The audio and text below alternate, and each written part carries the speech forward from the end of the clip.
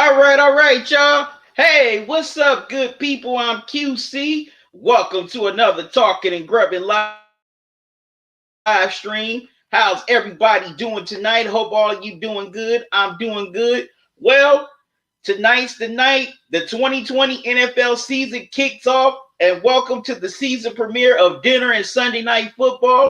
We got a great matchup here tonight. What better way to kick off this season than the Houston Texans going into Arrowhead to take on the Kansas City Chiefs in a rematch of last year's AFC divisional playoffs?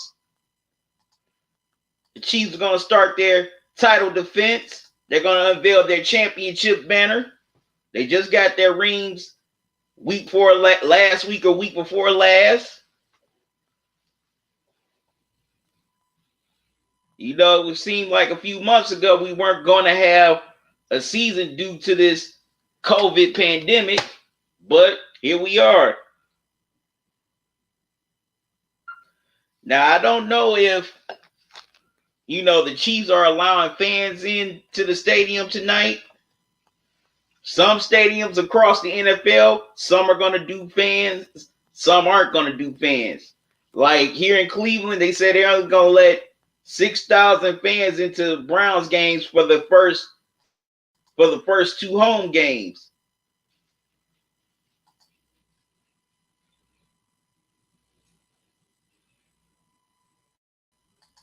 So as you get into the live stream, make sure you hit the like button, whether you on Twitch or YouTube.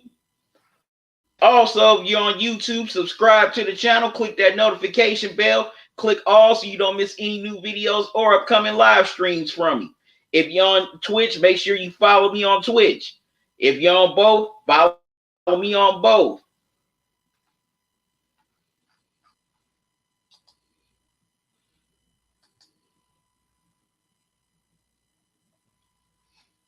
So as y'all coming into the live stream, I want your thoughts on this game tonight, the NFL season.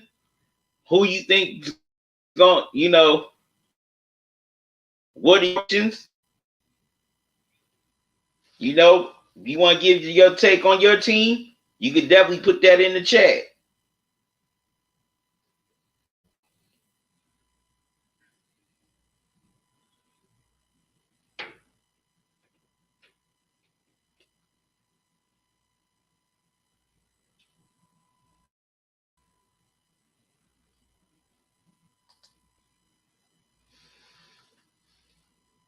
Also, if you want to donate to the channel, you can donate via Cash App or PayPal, or you can donate via Super Chat. I'm live here tonight.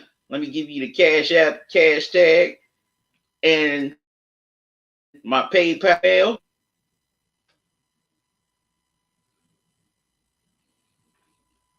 All right, there's the Cash App, cash tag right there. And also, there's the PayPal email address. I used to put the donation link on the chat or in the comment section, but I heard that the donation section or the donation links expire after a couple of hours, so I figured putting the email would be a lot easier. If you want to, any donation you can give, I appreciate it. It helps me keep this channel going. Donations help a long way. Nazo, what's up, man? How you doing? Thanks for joining me. Okay, you say you got the Chiefs in a close one, 28-24. Okay. This is going to be a fun game. I know Texans, they still can't get the bitter taste out of their mouths from last year, losing that division as they had the Chiefs down 24-0 in the first half. But the Chiefs, man, in the second half, they went on just a big scoring barrage. They took they eventually took the game, and the rest is history. Y'all know they went on to win the Super Bowl against the 49ers.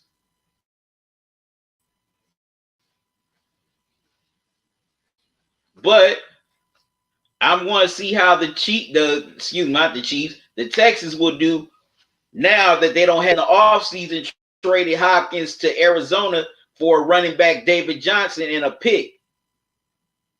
And if y'all saw my video on that, I definitely did not agree with Bill O'Brien trading DeAndre Hopkins. And speaking of Hopkins, he just secured the bag a couple of days ago as Arizona gave him an extension. Also, Deshaun Watson secured the bag as the Texans gave him an extension. Rumors going around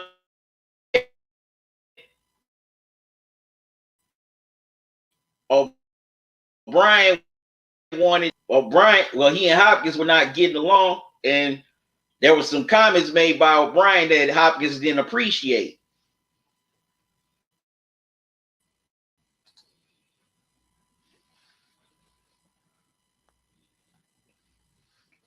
But I definitely don't think that he should have got rid of Hopkins. Come on, that's the best wide receiver.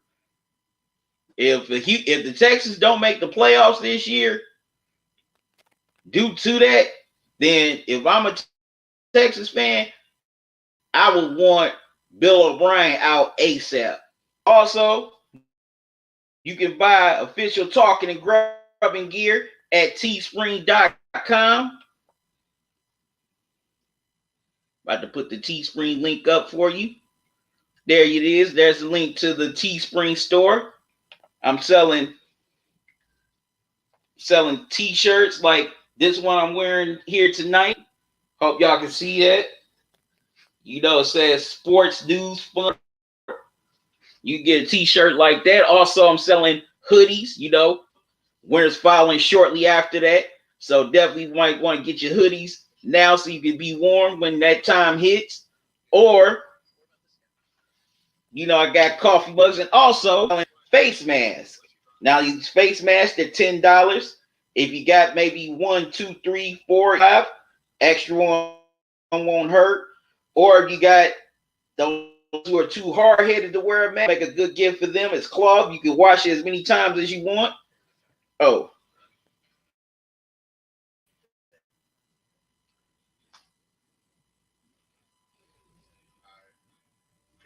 Hope y'all can see the mask.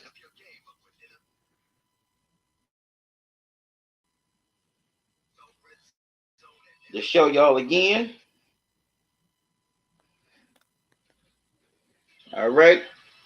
So definitely go to the Talkin and Grubbin store.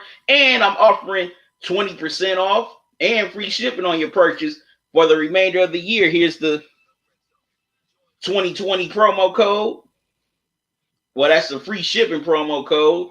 But you type in free ship 20 to get shipping on your purchase. And the 20% off, you type in TNG 2020.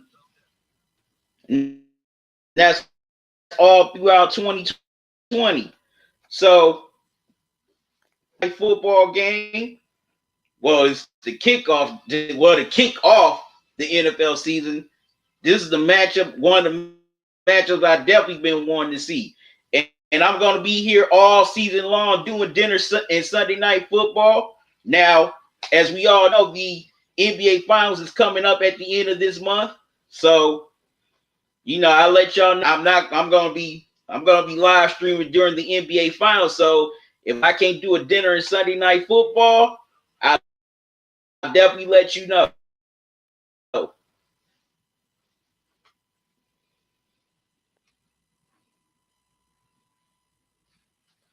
You know, because I'm definitely gonna be live streaming all the NBA Finals games until an NBA champ is crowned. And I won't be doing, and you know, say maybe one Sunday, you know, I may not do a dinner Sunday night football game. After the NBA Finals is over, I will be coming back to dinner and Sunday night football. And also, another treat. Guess what? Thanksgiving I will be doing a special Thanksgiving edition of Dinner and Sunday Night Football. That's going to have the Ravens at the Steelers. So it'll be my first time live streaming a football game on Thanksgiving. So y'all sure to come, after y'all get done, grub it on some Thanksgiving dinner. And y'all and your belly's all full. Hang out with me for the special edition of Dinner Sunday Night Football, Thanksgiving style. Nazo, you asked me who I got for Game 7 tomorrow, Raptors or Celtics. I got to go with the Raptors. For some reason, I think the Raptors are going to pull it off. Now, even though there's no home court advantage in this series, Nazo, you'll think of it as home. There is home court advantage.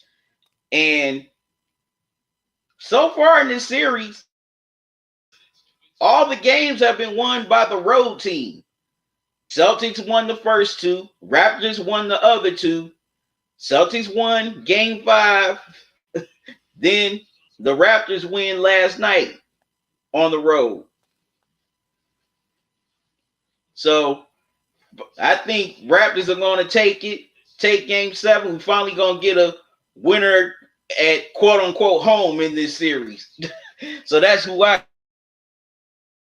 got.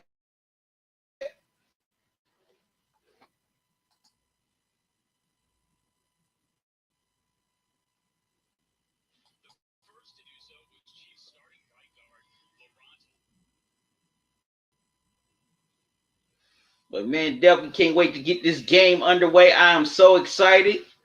I know y'all excited too. You football fans out there.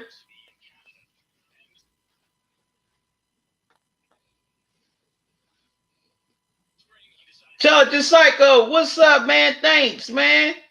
Thanks for the chat. Thank you, man. How you doing?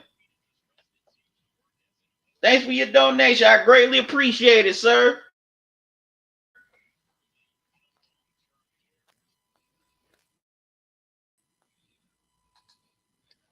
No, so now, so you just comment where.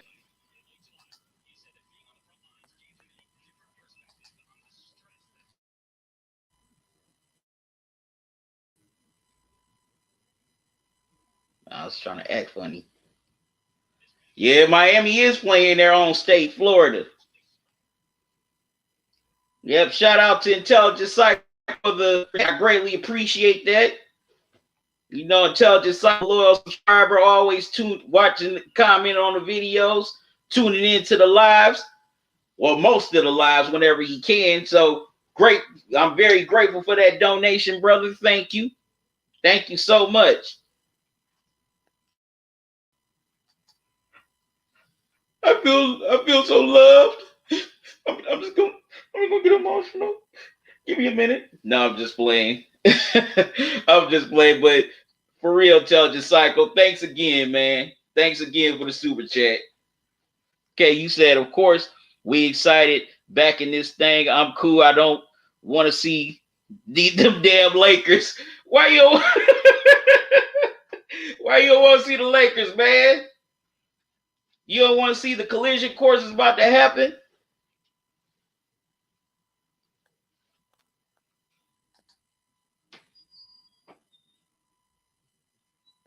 Okay, you asking Intelligent Cycle who he has tonight.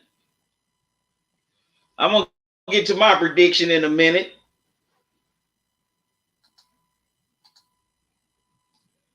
On who I think will win this kickoff of 2020.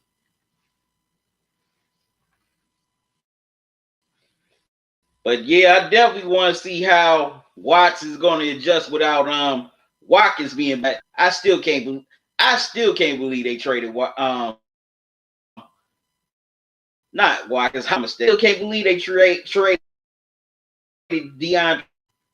That was one of my favorite wide receivers. It just seemed like he and Watson just had that chemistry. Nazo, you said you got the Chiefs winning a close one tonight too, 30-24. Okay. Okay, 2 for the Chiefs so far. Said Nazzle says that boy QC funny. Okay, any of y'all think Houston's gonna win tonight? I'm seeing y'all coming into the live stream. Thoughts on this game tonight?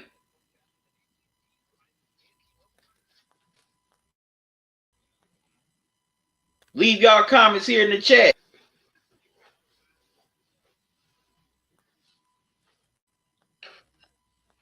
Yep, so throughout the season, yes, I'm going to be doing dinner and Sunday night football. Going to be doing some Browns games as well. Yes, I'm from Cleveland. I'm a Browns fan. I don't care if you laugh at me. But yes, I'm going to be doing some Browns. Matter of fact, next Thursday night, the Browns are going to have their home opener, so I'm going to be doing that game. Joe Burrow and the Bengals. That's going to be exciting to see. 2 young quarterbacks going at it. You know, going to have some dynamic receiver play. Some of the best running backs in the NFL in that matchup. Can't wait to see that. As you said, I'm going to slap my mom upside the head because it ain't acting right now. Trying to show you comment. To be honest, the Lakers versus the Clippers is technically the NBA Finals. Yeah, I can see some people feeling that way. But I do think whoever comes out of the East, whether it's a Boston, Toronto, or Miami, I definitely think it's going to be a competitive finals.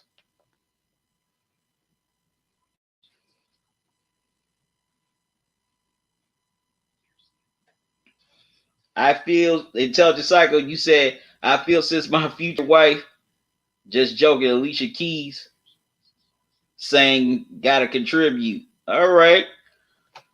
Well, thank you. Well, Alicia, I thank you, baby. Thank you for inspiring somebody to donate to my channel. Now, if Alicia Keys can come on and give a nice donation, then I'll be legit. Okay, Intelligent Cycle, you basically feel that whoever wins between the Lakers and the Clippers is going to win the finals. That's your hot take. Okay. You feel any series between the Lakers and the Clippers, they're going to win it all.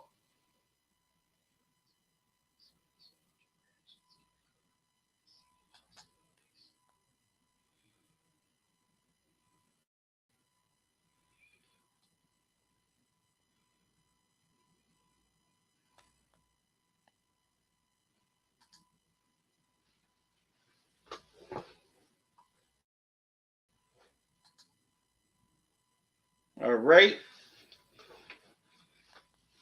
Can't wait to get into this game. That's going to be starting soon. As they're showing Deshaun Watson on the field.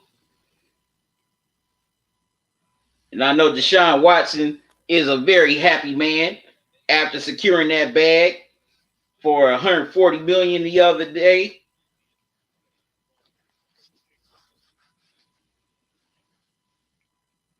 And oh yes, I almost forgot.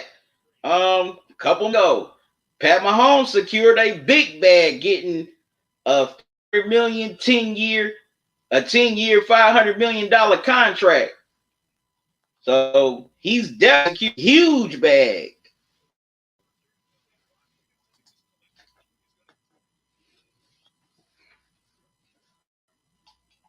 He saves his money, then shoot. Well, the Chiefs set him up with some money for life if Mahomes can manage it right.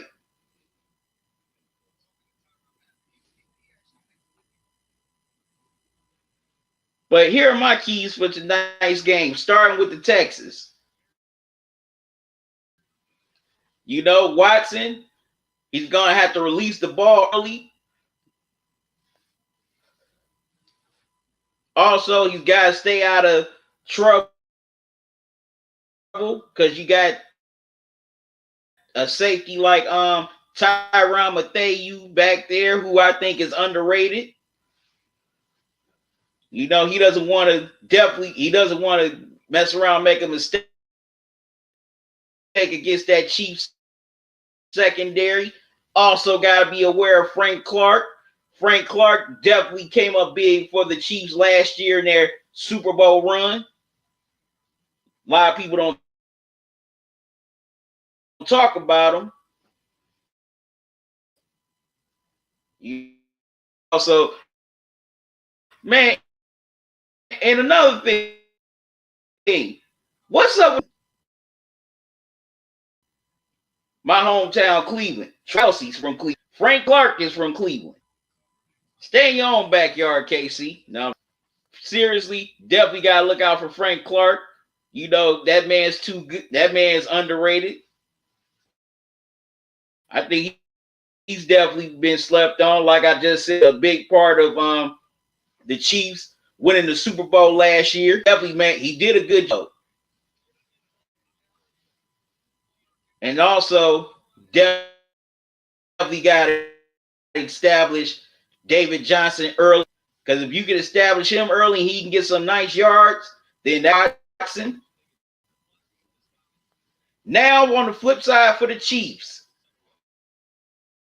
you know, Mahomes is going to be Mahomes. But Mahomes got to definitely release that ball quick because you got J.J. Watt, one of the best linebackers in the NFL. Rush breathing down your neck. So that definitely got to win the battle for the Chiefs. And I'm going to be looking at Alex Mack. You know, the veteran center. To see how he's going to do in that battle. Kelsey, Tyreek Hill, early and often. Also, they got to limit that new running back they got in the offseason. His name slips me right now. If anybody can help me remember who the running back is, put it in the chat. I'll appreciate it.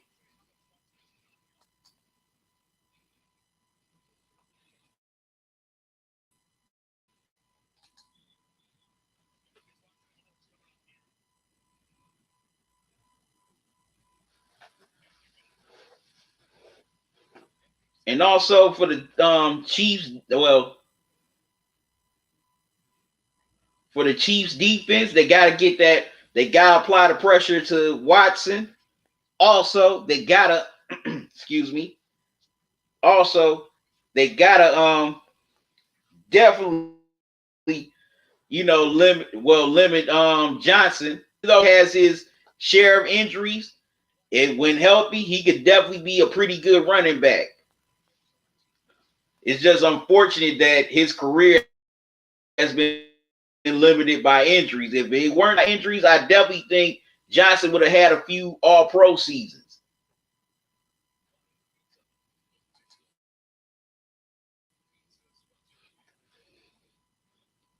Picked up Brandon Cooks. He ain't going to replace no DeAndre Hopkins. I agree. You know, Cooks is a pretty solid receiver, but yeah, he's no DeAndre Hopkins. Do step up tonight. Brandon Cooks, he's definitely got to step up for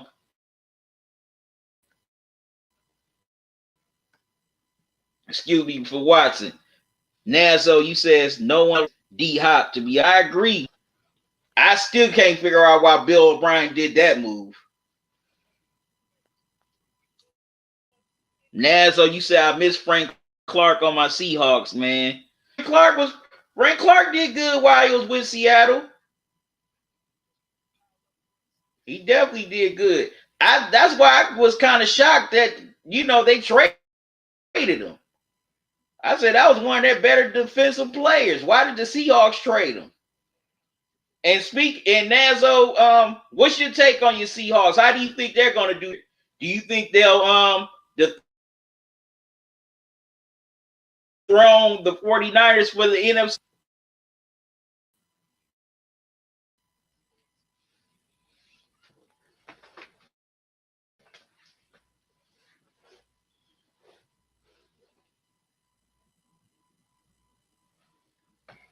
But yeah, Brandon Cooks depth. Well, the Chiefs secondary definitely has to limit Cooks. Yeah, we know he's no DeAndre Hopkins, but hey, man, it's still a pretty good receiver.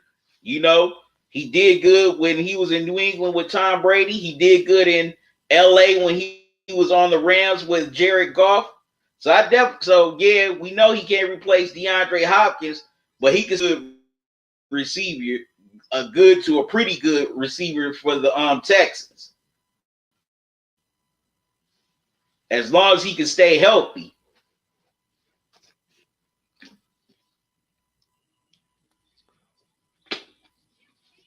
And also, gotta watch the turnovers. I'm gonna be looking to see which quarterback is gonna, take good care of the ball, having to no turnover. I mean, having 0 to little turnovers in this game, because I definitely feel whoever wins the turnover battle has a great chance of winning this game tonight. Because if you win the turnover battle, that means your other team come back on the field.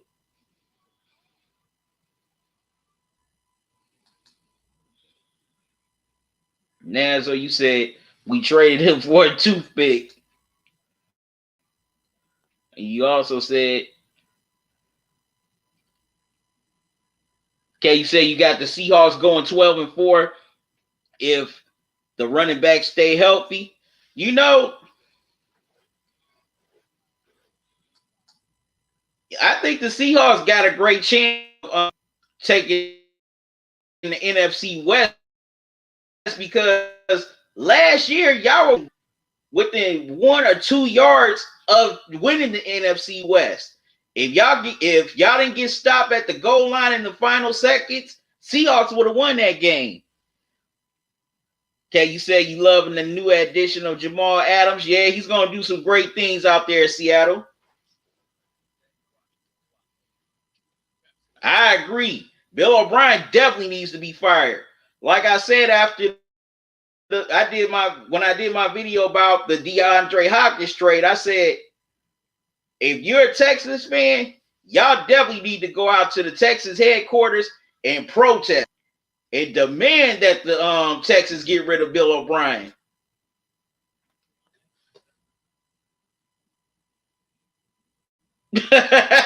Now, so you said I'd rather have Hugh Jackson. Then Bill O'Brien wants to be like Bill Belichick, but too bad he ain't. You know, a lot of people forget O'Brien comes from that Belichick tree.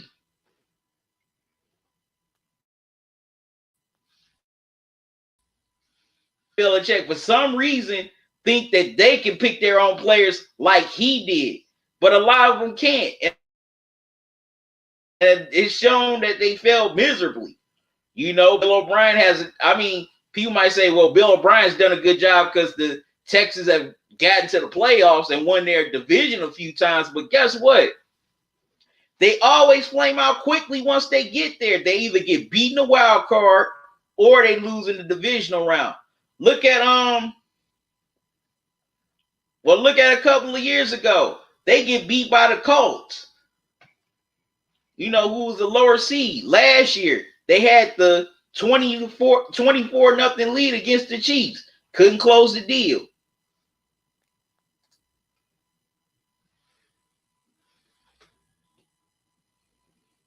So I don't know why people still give Bill O'Brien such a pass. Because I bet my last dollar if that was any other coach that did the same things that he's done, oh, I don't care you watching ESPN or FS1 or just watching channels like mine, they will all be demanding that coach to be fired. But it seemed like Bill O'Brien gets some passes, man, and I don't know why.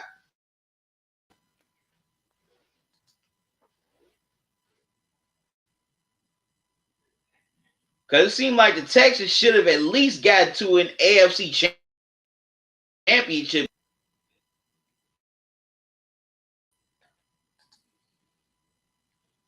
I don't think he's gotten a team.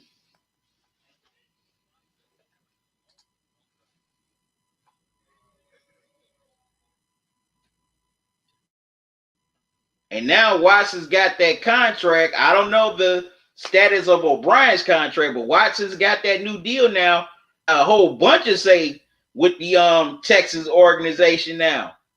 If he feel O'Brien ain't doing the job, he use his pull to get him up out of there. Okay, they showing Deshaun Watson, getting his extension through Zoom and talking with his family. That's a cool moment. That is a cool moment right there. That is a very cool moment. Tell the cycle, you said Bill O'Brien should be stripped of GM powers and coaching for the dumbass decision making he's done. Right. Jadeveon Clowney, one of your best defensive players. Now you get rid of your best wide receiver and DeAndre Hopkins, your all-pro wide receiver. No damn sense whatsoever.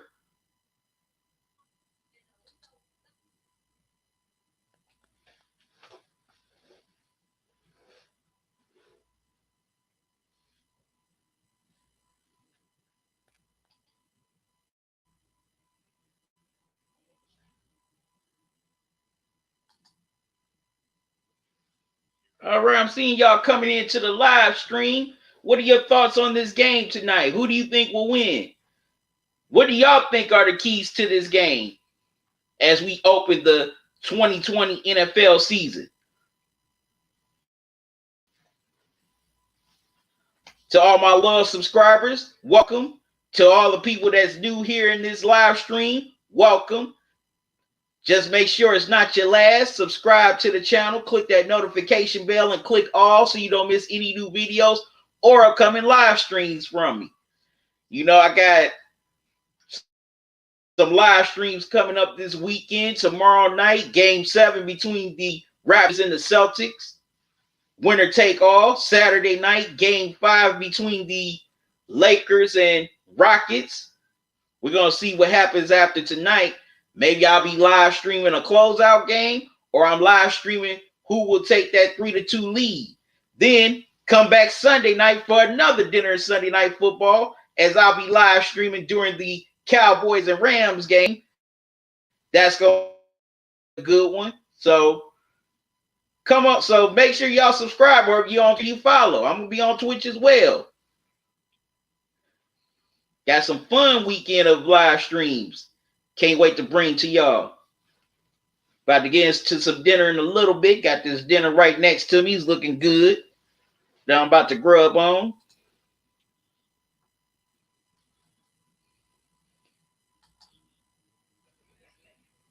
Tell Cycle said, this is a cool moment. The NFL is doing virtual crowd on the monitor screen, or they having crowds at the stadiums.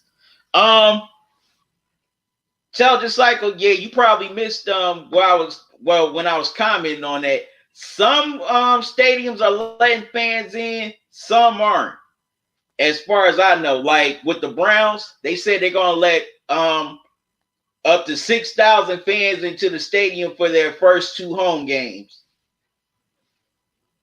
I think in Baltimore, since the Browns open against the Ravens Sunday, I think the Ravens aren't letting fans. Now, I don't know any stadiums that's going to do the whole virtual thing like the NBA has done. I know for one thing, they need to do it like they need to use Zoom instead of using that Microsoft Teams. He asked me what's my opinion on the Browns extending Kareem Hunt. I think it's a good move. 2-year extension, and he's been pretty good for the Browns, except for that one hiccup, earlier this year where he got pulled over. But for the most part, he's been a model citizen. Also, he hasn't been a distraction to the team.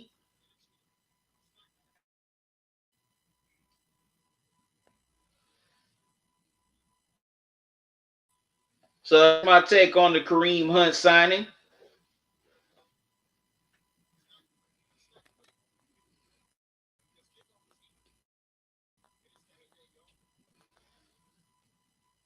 They got Marshawn Lynch doing Frito-Lay commercial.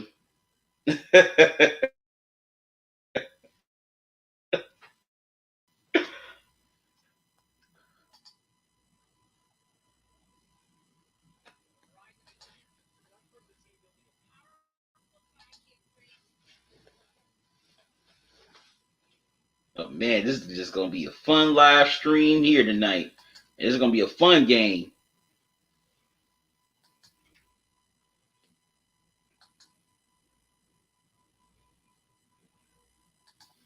Also, as y'all here, for those that's here in the live stream, you can also talk about what do you expect for your teams in this 2020 NFL. There were no TAs or no preseason games and just limited practices, which I can understand because you don't know what, when your team takes the field Sunday or Monday night, depending on how your team schedule is set up, you don't know what kind of team you're going to have because there was no preseason, no OTAs, limited practices.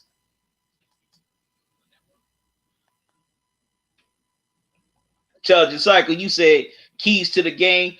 Texans establish the running game, take the pressure off. If I'm the Chiefs, rapid pace, avoid turnovers. That's the biggest thing to avoid. Definitely.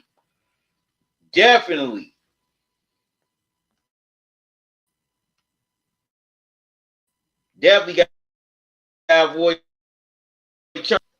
Who can apply that pressure? He can force turnovers, or he can pressure Mahomes into making a pick.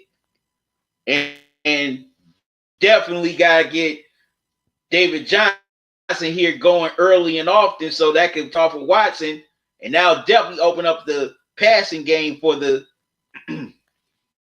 for.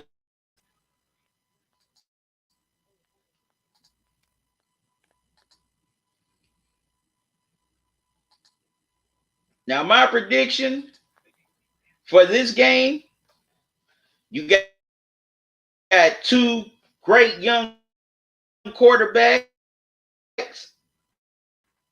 MVP quarterback.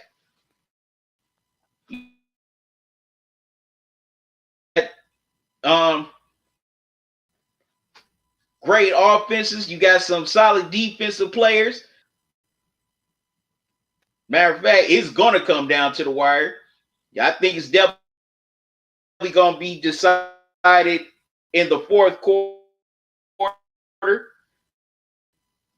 maybe for a game-winning field goal or touchdown.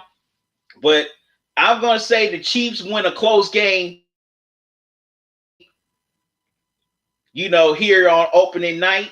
So my prediction will be, I say Chiefs 27, Texans 24. I think it's going to be decided by a field goal.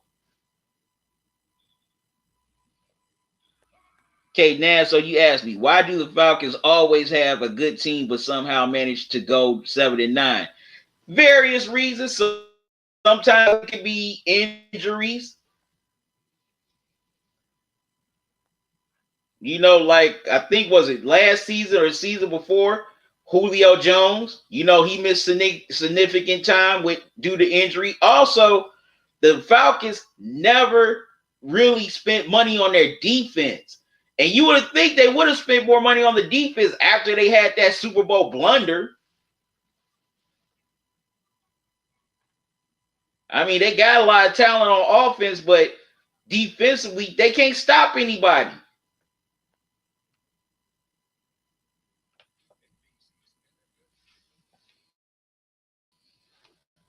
So that's the biggest problem with the Falcons. That's why they don't exceed expectations. Yeah, that's going to be interesting who signed Devontae Freeman. Talkin Cycle says, plays, look who's the coach and the owner. Plus, they're good in the good competitive NFC South. Yeah, that's true. That's what I'm saying. How come Blake never tried to spend money on fixing the defense? And also, they need to get rid of Dan Quinn. How the hell does Dan Quinn still have a job? I still can't figure that out for the life of me. Why does he still have a job? I'm like, he must have some stuff on Blake, boy, to still have that job.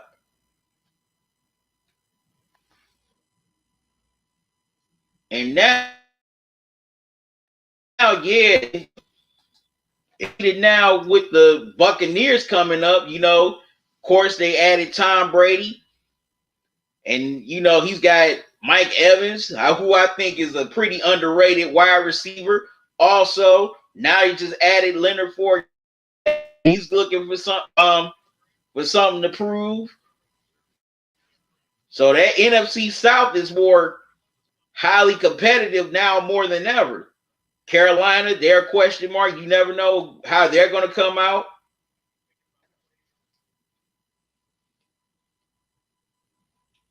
Yeah, right. Tell the cycle. Why Freeman in free agency? That's your best running back. Why you let him go? That's what I'm saying. That front office for the Falcons, man, they've done some asinine things, boy. But now I'm about to grub on this dinner here. About to grub on this broccoli with ranch and some chicken legs for this dinner and for dinner.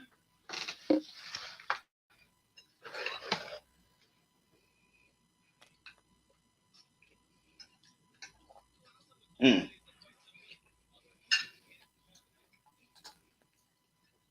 This is good, especially with the ranch. I had to use ranch. I was gonna put cheese on this, but ran out of cheese.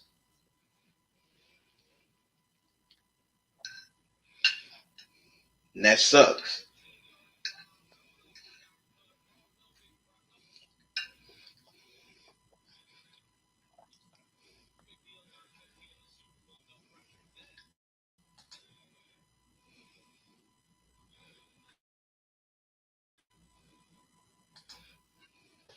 Now, so what you asked me? I'm gonna get, man. I'm gonna slap my mouse upside the head.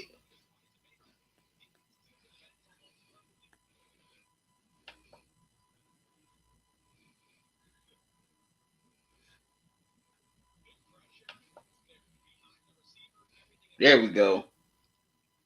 Nazle, you say yummy. No, you asked me something about the Seahawks. She said, "Okay, you asked me what's my record prediction for your Seahawks." I'm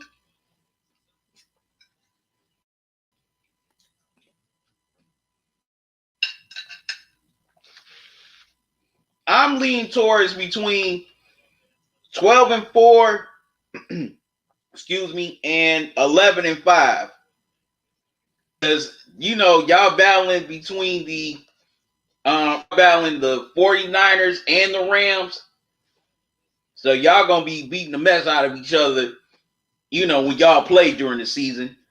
But definitely think y'all either go 11-5 or 12-4. Because if y'all can find a way to say,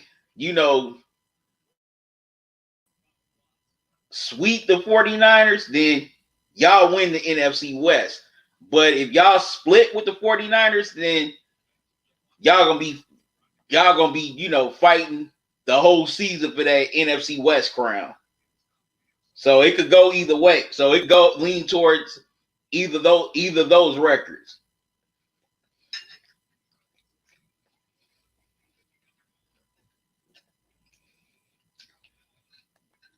All depends how y'all do against the 49ers.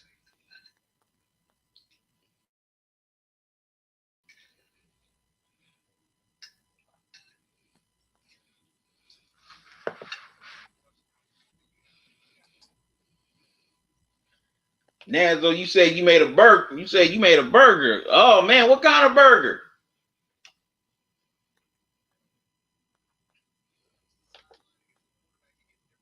You got some fries and potato chips to go with that?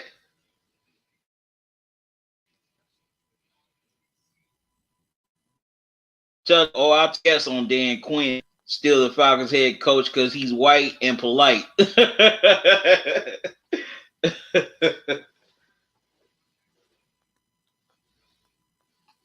That plays a part in it. Not the end all be all, but it definitely plays a part.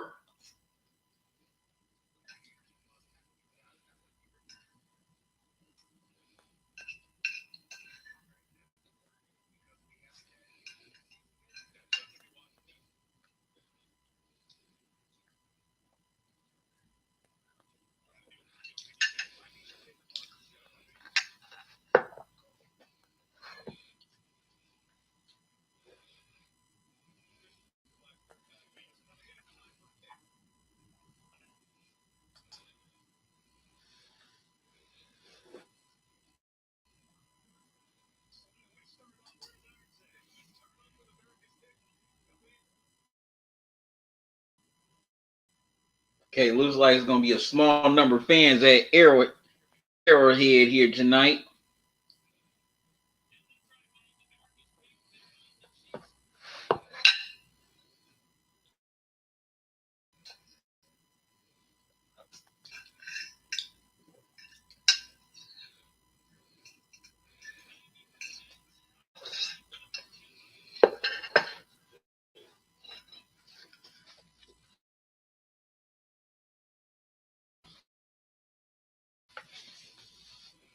Yeah,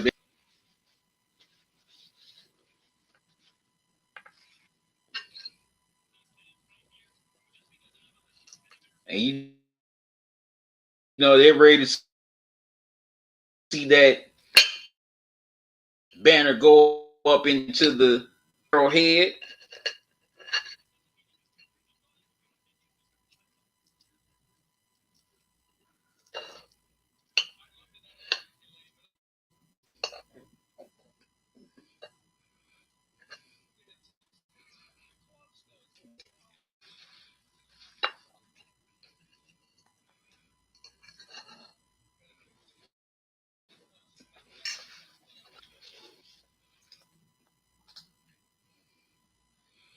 Getting into some of this chicken here.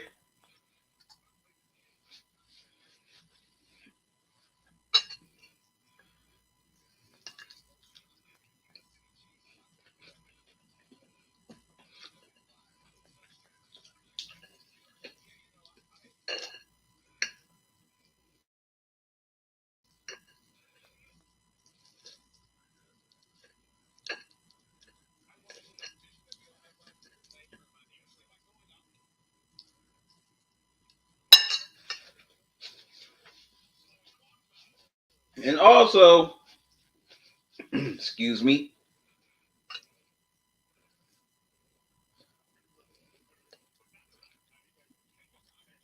Also, for those of you here in the live stream, before we get into this game, do y'all have any dark horses? And also, which teams do you think will make the playoffs that didn't make the playoffs last year.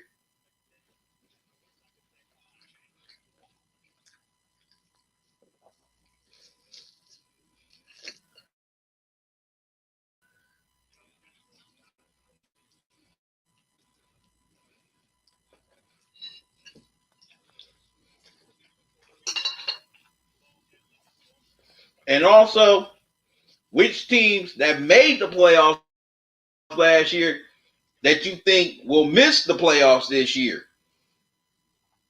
Because we always have those teams that go from worst to first and first to worst.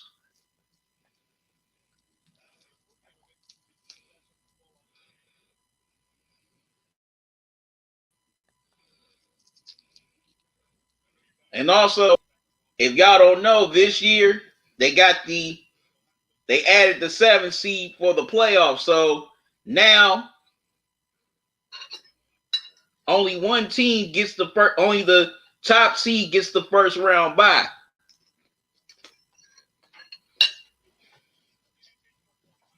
While the 2 through 7 seeds have to play wild card weekend.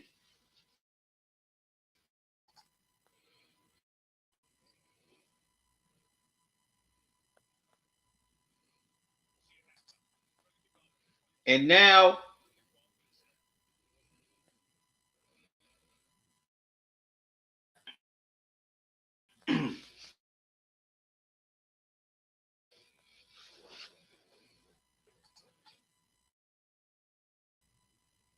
he set up like this for the playoffs.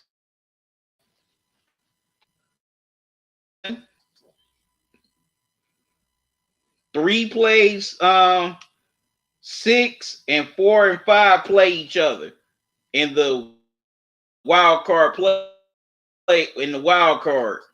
Now, since the NFL decided to add a 7th seed to the playoffs.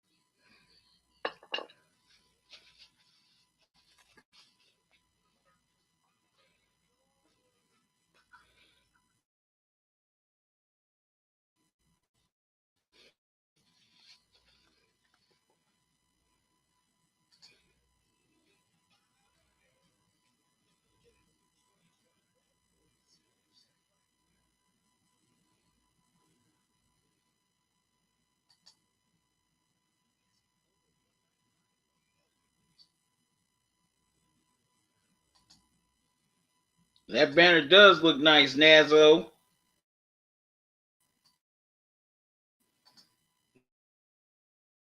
Real nice.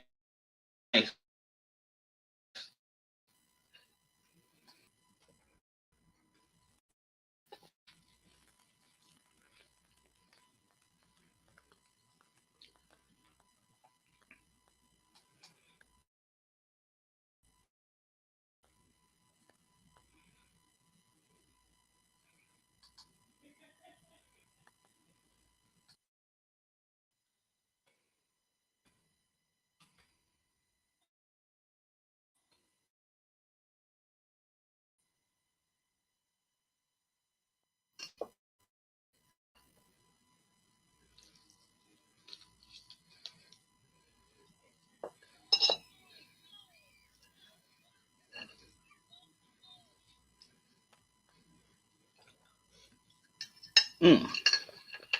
I slip out my mouth.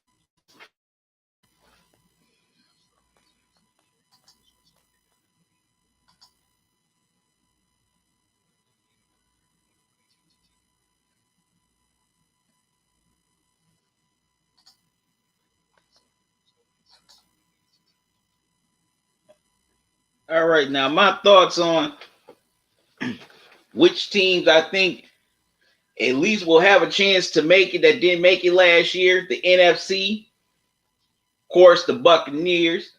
They're definitely going to get in. They got a great chance of making it. Um, excuse me, Rams.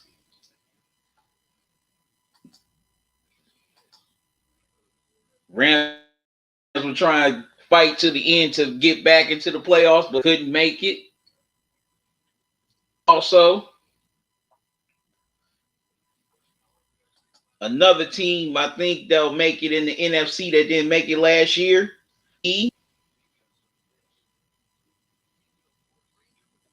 We think it'll be the Cowboys.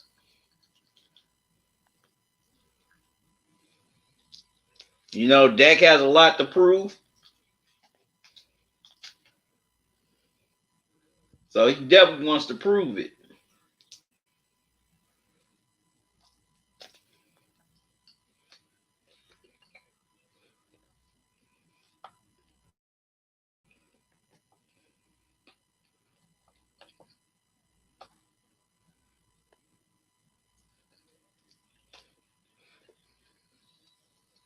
He definitely wants to prove that he's a max contract player.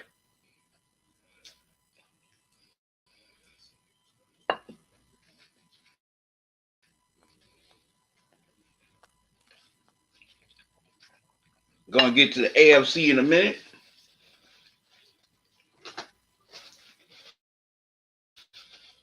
On which teams I think will make the playoffs this year after missing them last year.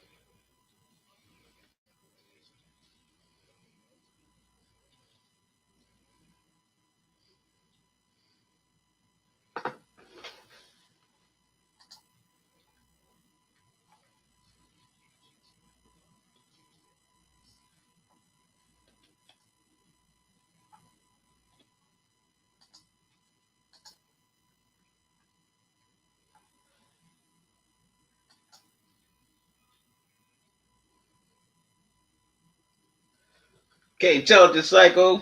You said, what do you think of Skip Bayless' insensitive comments on Dak Prescott losing a loved one in his personal life?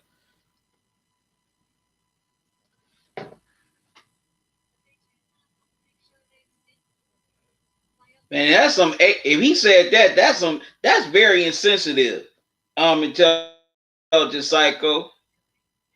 That's very insensitive. How you gonna tell how someone who lost a loved one to suicide of all things how they should feel? That was some straight a hole stuff that Skip said to Dak about losing his brother.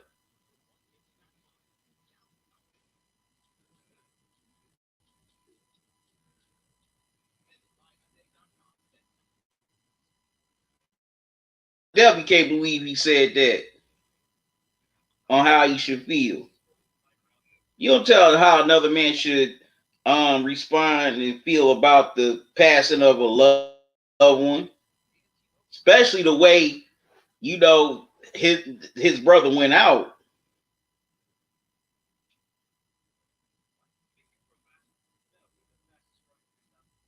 That's very insensitive.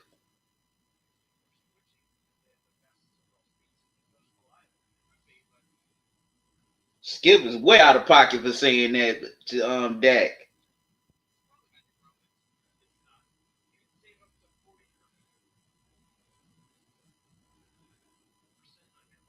Back to receive.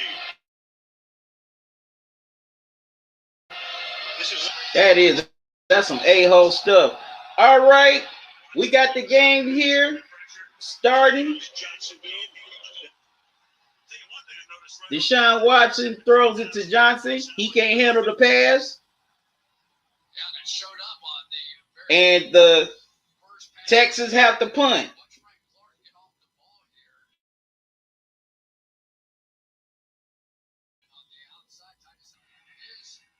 But man, that's some straight a-hole stuff right there to say to somebody who lost their loved one.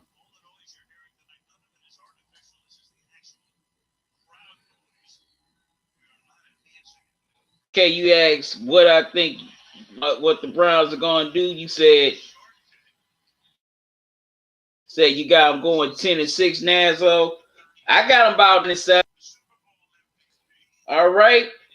The Texans punt and the Chiefs will start their own 28. Pat Mahomes and the Chiefs offense will get their first crack at it on the field.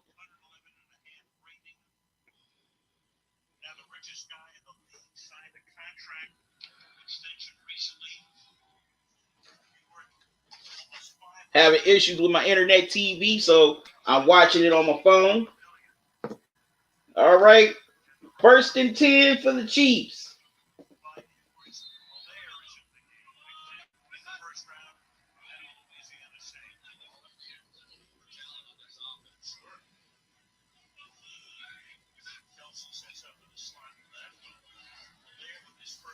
Malel with his first NFL carry. He gets 3.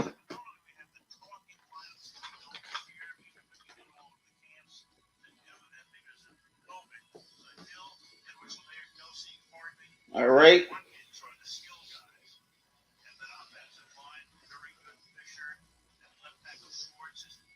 I mean Mitchell Schwartz. Why I say Alex Mack? Mack plays in Atlanta.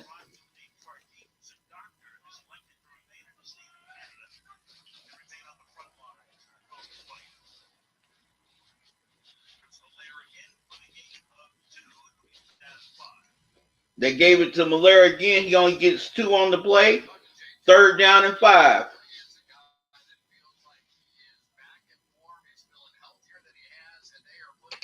J.J. Watt with the stop.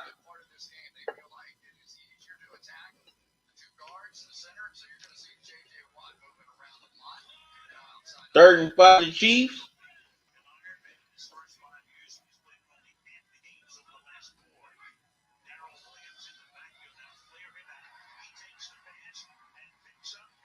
And Mahomes throws it to Williams, and he gets the first down.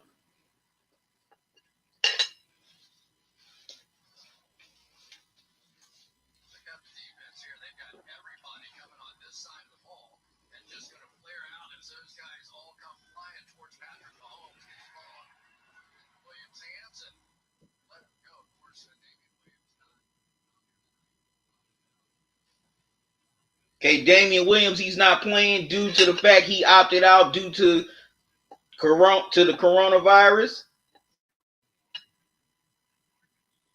They give it to Hardman. Hardman gets Hargrave. He gets about 4, so it'll be second down and 6.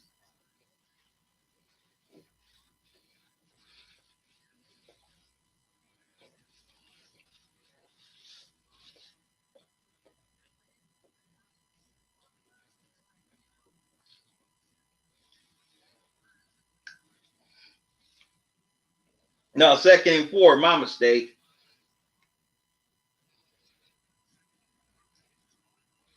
Mahomes to Kelsey for the first down. And the Chiefs are at the 35-yard line.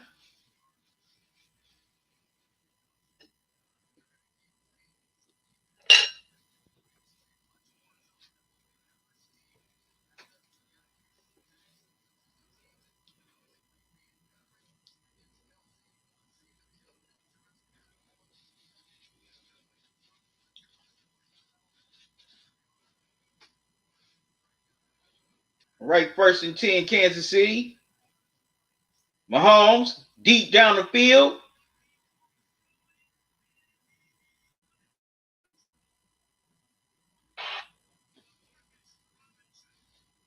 And he gets it to Demarcus Robinson for the touchdown. To run that 3rd and 5 situation. Now 3rd and 10 changes things just a bit.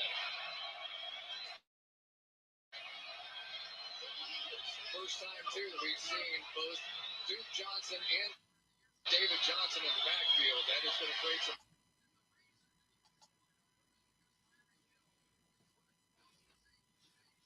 So the Chiefs strike first, and they looking to add on with the extra point.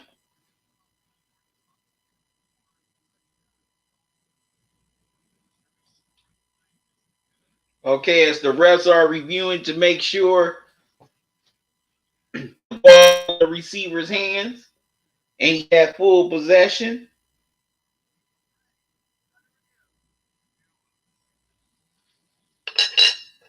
So we're getting our first read of the season.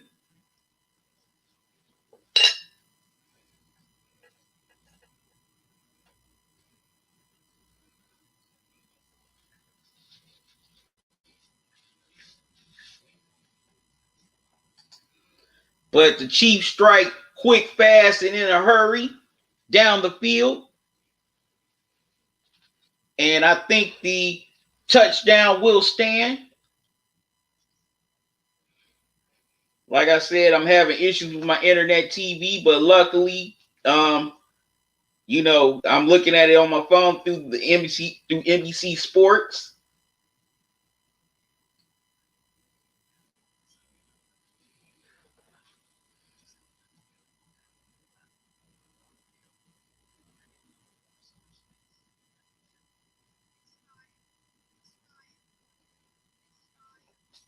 Now, for my AFC team, who I think will make the playoffs after missing them last year, I got the Steelers, I got the Browns, and also, last but not least, I think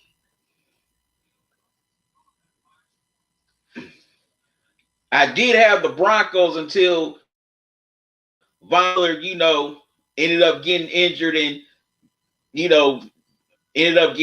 Now he's going to miss the rest of the season. So I think the Colts will make it to the playoffs. They got Phillip Rivers. Yeah, Phillip Rivers ain't the same old Phillip Rivers, but I definitely think he's going to be pretty solid. Definitely think he's going to be solid for the Colts.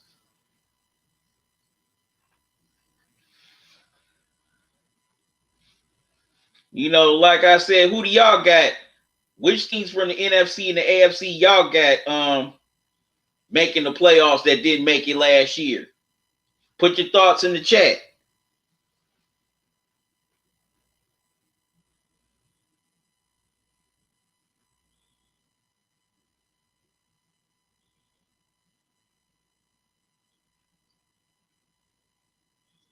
The refs are still reviewing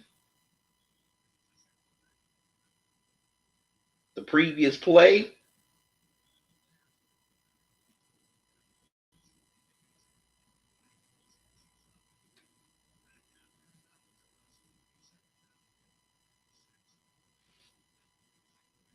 All right, here it comes.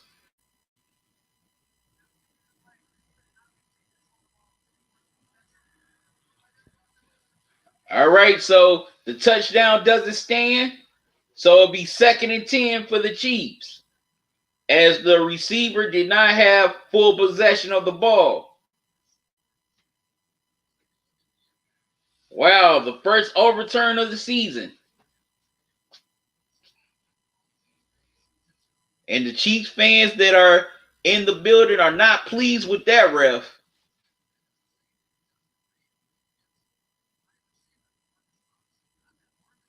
So Demarcus Robinson, the receiver who caught the pass in the end zone, did not have full possession of the ball. 2nd and 10 for the Chiefs.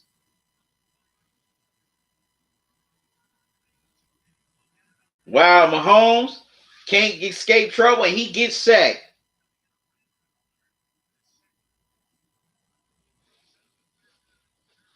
And that's Martin. I hope I said his name right. Jacob Martin. Jacob Martin with the sack.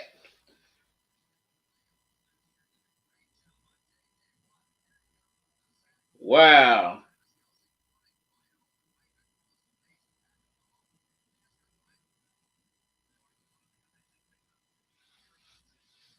That was definitely nice pass rushing by the Texans. 3rd and 16. 3rd and 16. Mahomes tried to get it to Robinson. The pass is incomplete, and the Chiefs will have to punt.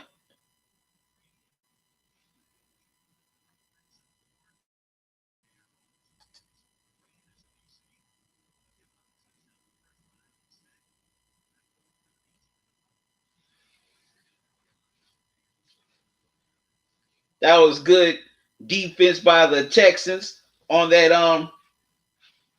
possession. Tommy Townsend punts the ball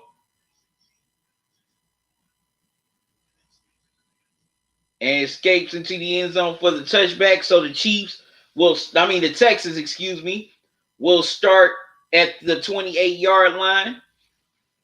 All right, I got to step out for a second, y'all. I'll be right back.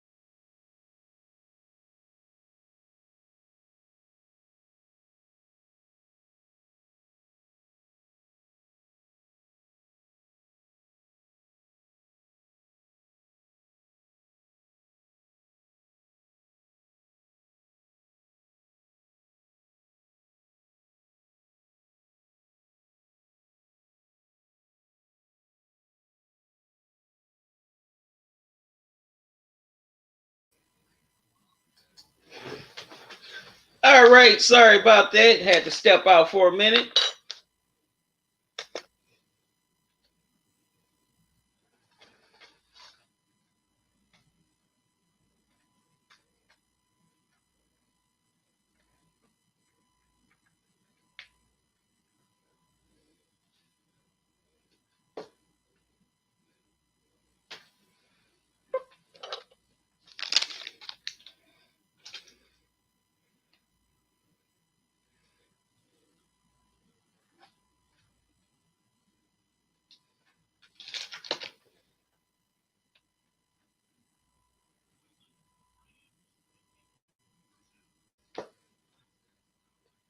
All right, y'all. Sorry about that. Man, the Texans, they moving and grooving down the field. And Watson just got it to Brandon Cooks for the first down and got a little dessert here to go with my dinner and Sunday night football for this kickoff. Wow, nice screen pass by Watson to Cooks. And another first down for the Chiefs. About to grub on these king-size Reese's here.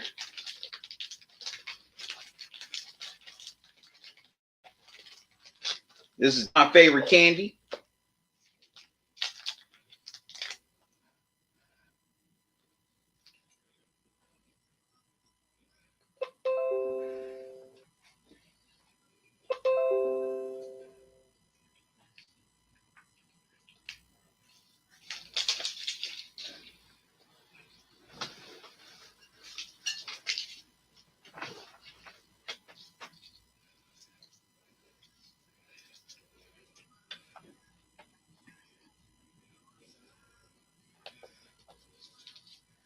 TV timeout is called.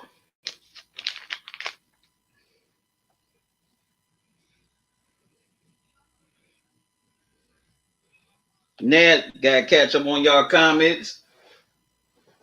Well, I stepped out. You said good D, Nazo. You also said good pass. Nazo, you said, damn, the Texans impressing me. Yeah, they definitely coming out pretty strong here on this drive. Well, the second drive of the game for them.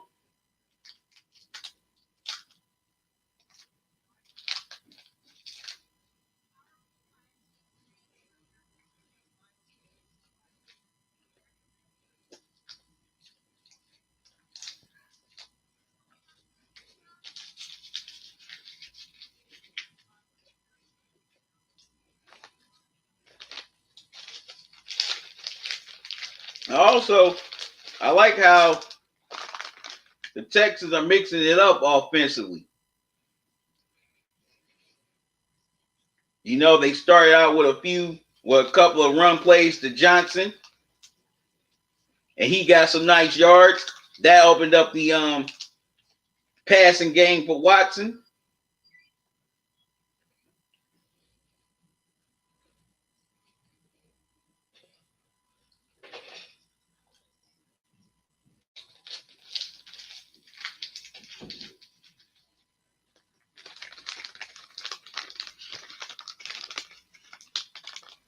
I definitely just like the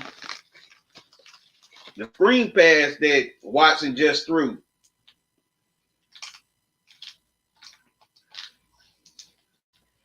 He nearly had to leap up, literally jump up just to get that pass off.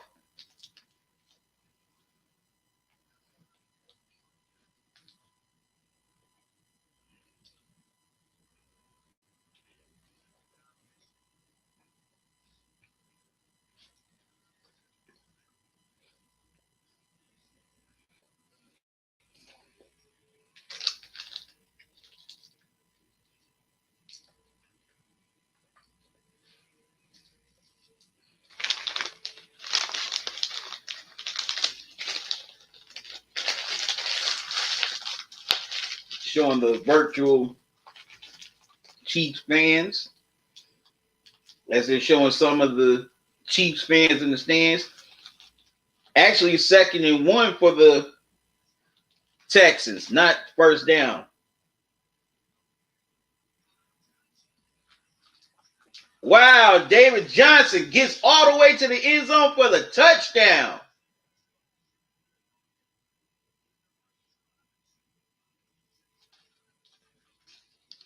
And Texans strike first. But they're going to review it to make sure that Johnson was in bounds on the run.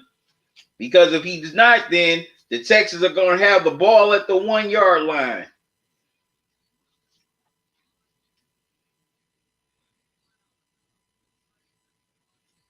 But man, that was some nice cutting by Johnson on that run.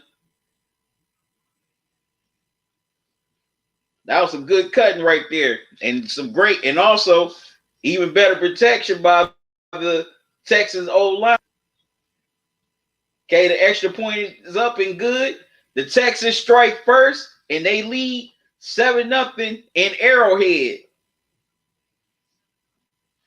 Definitely an impressive drive by the Texans right there. And also definitely like how they mixed it up offensively.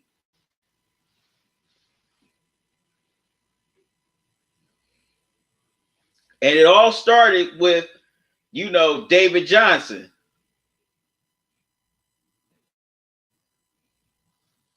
On first down, they fed him the ball, and he produced some nice yards. That way, it set up. It opened up Deshaun Watson to, opened up Deshaun Watson in the passing game as he, got a couple of passes to cook. And then they just kept on feeding Johnson down kept on feeding Johnson. Johnson ultimately took it to the house for the touchdown. Now here the Texans are sitting with a 7-0 lead on the Chiefs on championship banner night. So what are y'all thoughts on that drive by the Texans? It's in the chat.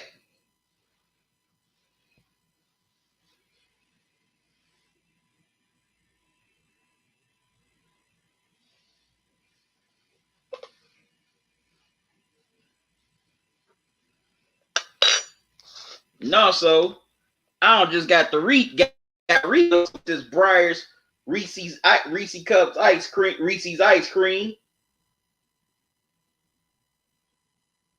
that I'm about to get into in a little bit. Y'all ain't tried that? Definitely need to try that. Buy it at your local grocery store because it's definitely good, especially if you're a big fan of Reese's like myself. You'll definitely love this ice cream.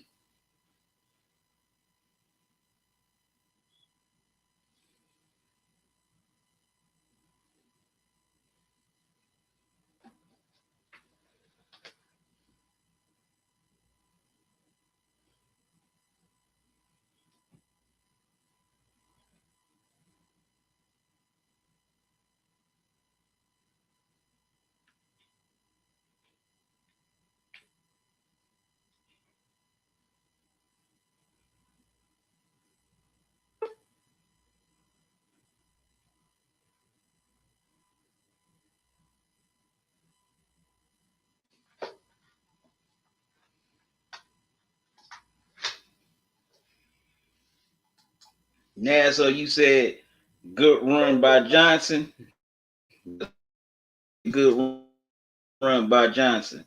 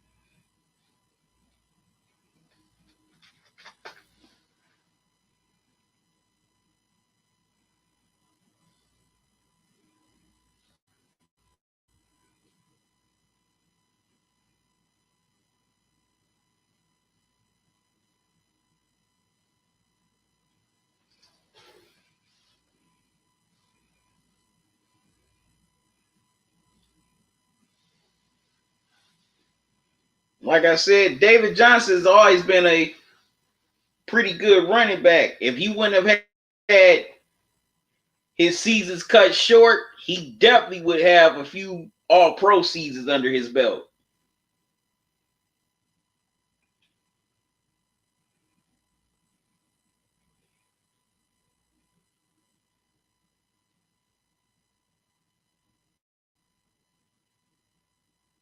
And that's definitely messed up when injuries mess with a good player.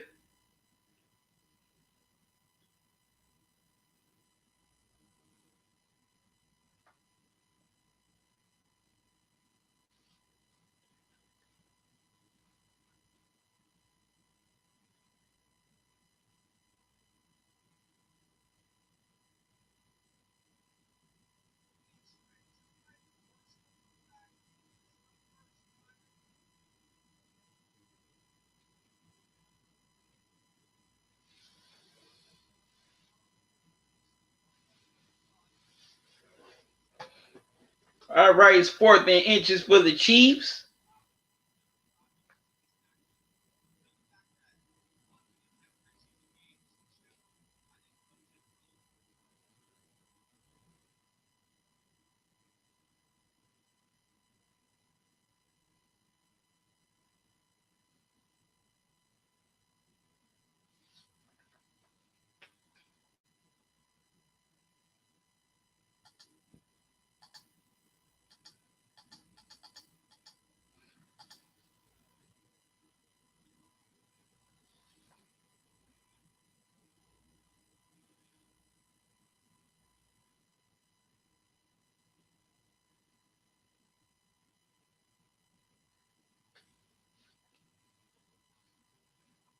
My apologies, y'all.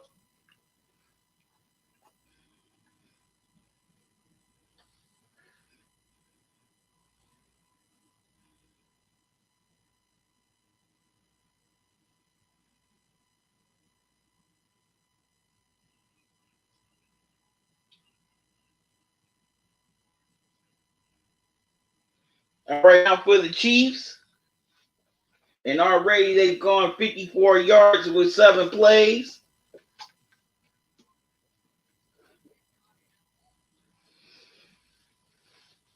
Wow, Edwards-Helaire, the rookie, already making an impact.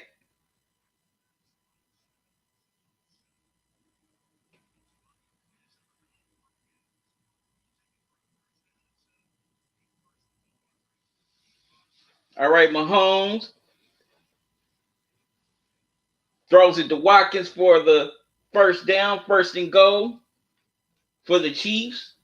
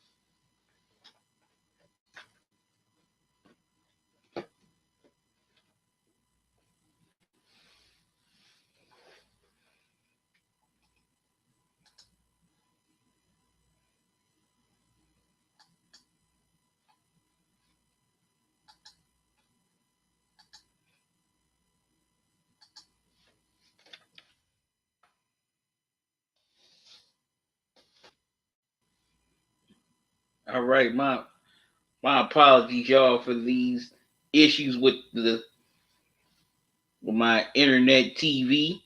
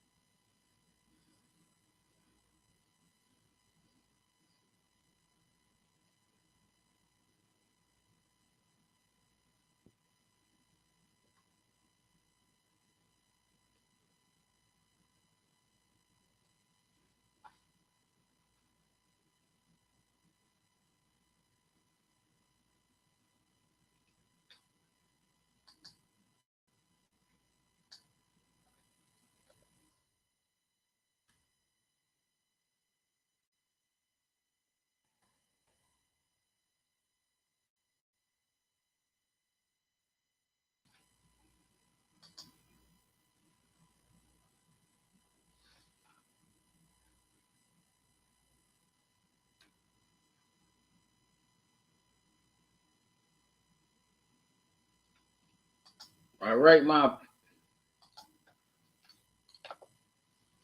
my apologies. Having some technical difficulties at the moment.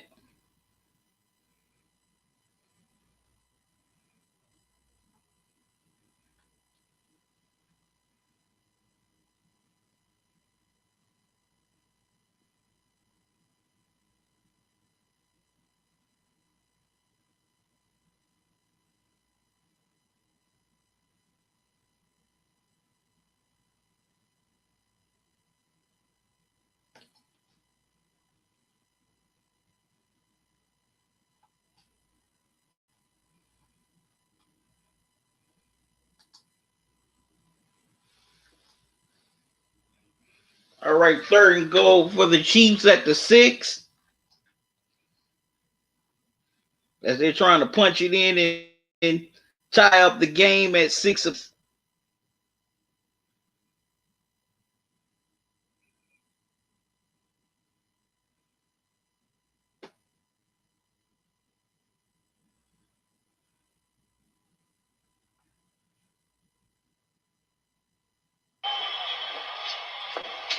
Began the drive after the touchback at their own 25,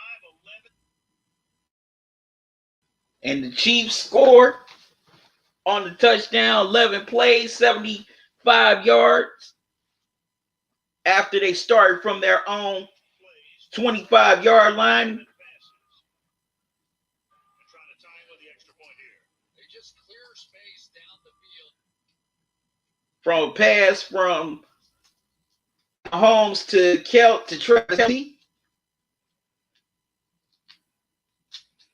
as he just secured the bag recently. Chiefs also gave him an extension. But that was a great drive by Kansas City.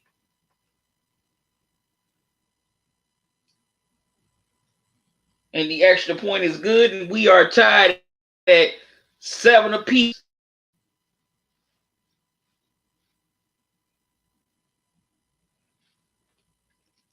That was a hell of a drive by Mahomes and that potent Chiefs offense as he got to Kelsey.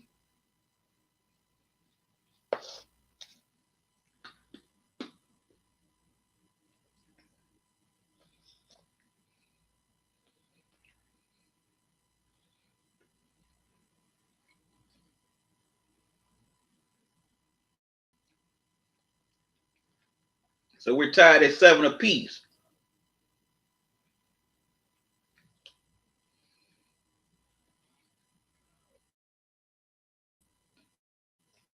So what are y'all thoughts on that drive?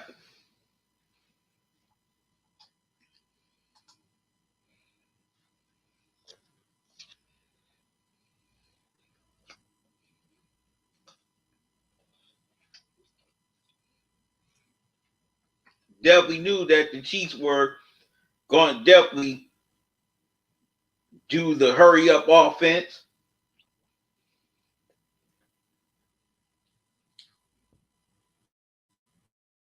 So they can finish guessing, have them scramble, move around, and it worked to perfection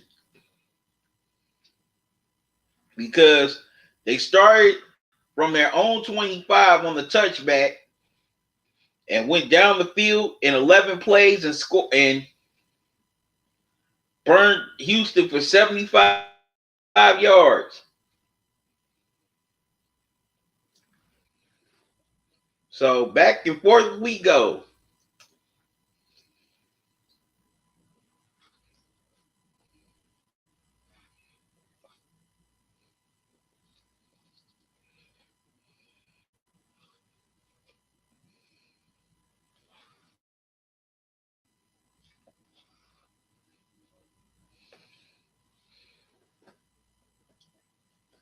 Okay, Chiefs kicker is going to kick it away.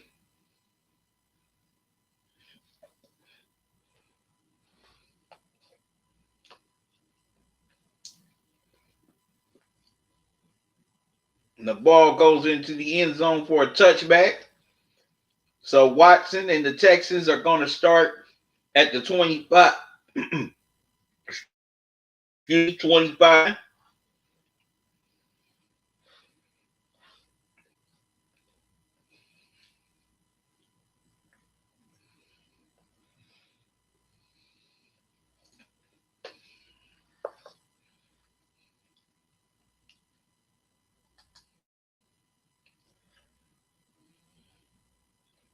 Watson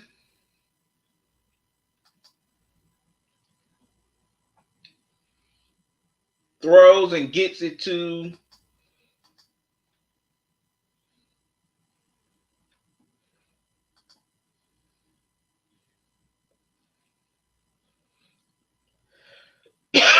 Watson throws it for a first down. Looks like that's Cooks once again. Jones, another guy who's a very rich man. All right, Jones comes in and gets the sack on John Watson. So that's going to bring up third down, third and long for Watson and the Texans.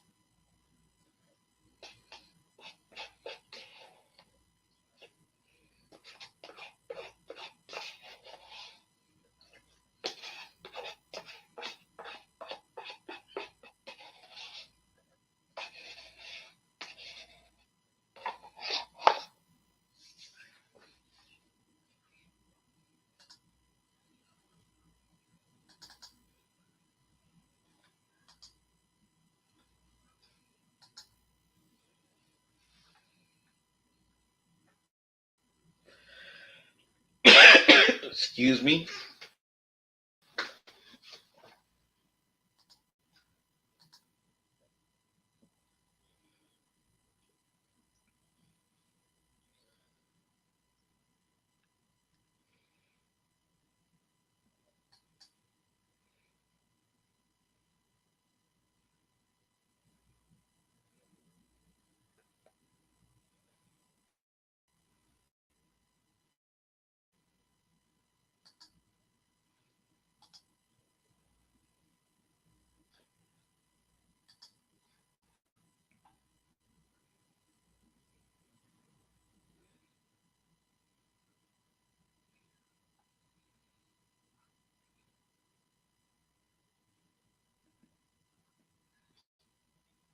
All right, y'all. Sorry about this.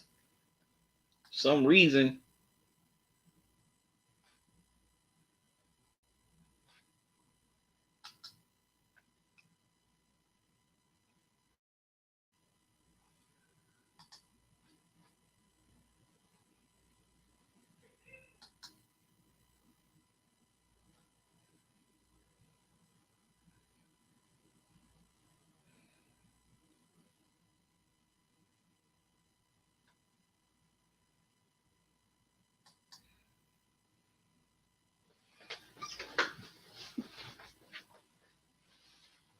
Some reason keeps on buck my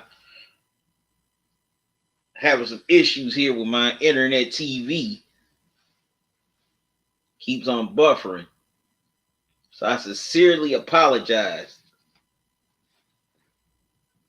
I definitely apologize for this issue.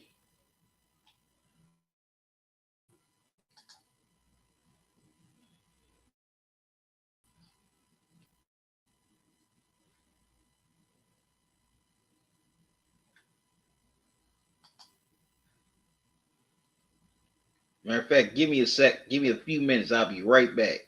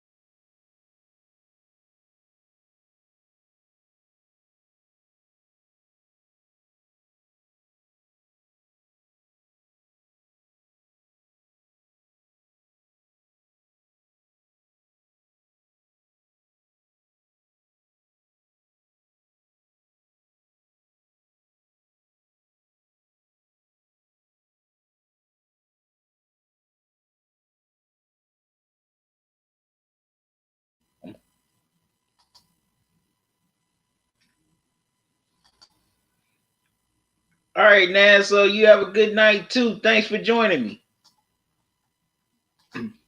All right. They called Houston for a 5-yard penalty. 1st and 5 for the Chiefs. Edwards-Helaire rushes 8 yards. 2nd and 2 at the 38 as the Chiefs are driving down the field. Right now, this is a 53-yard drive. And he was tackled by John Reed of the Texans.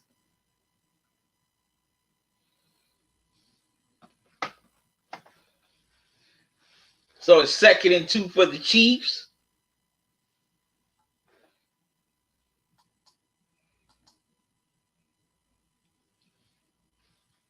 And they give it to Clyde Edwards-Helaire again, and he rushes for 8 yards in the first down at the 30-yard line.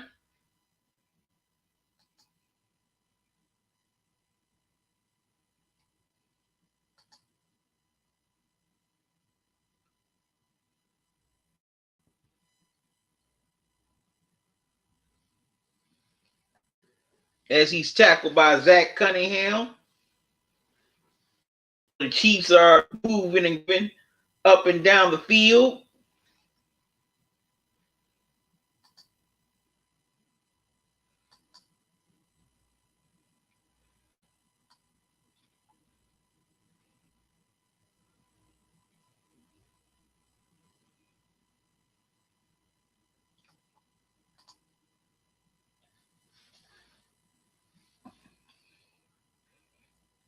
We got 6:39 left to go here in the second quarter. The Chiefs are trying to grab the lead here, heading into halftime.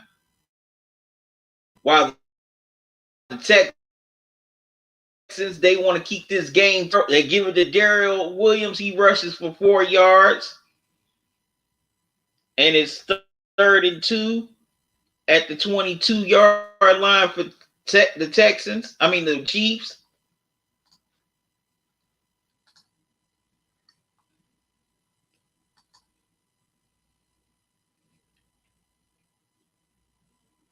Tell the cycle, you said Chiefs running the ball, misdirection. I'm liking the new design system they're running. Yeah, that definitely can keep it balanced with that type of running system. And this Edwards-Helaire, man, he's definitely had a pretty good game so far.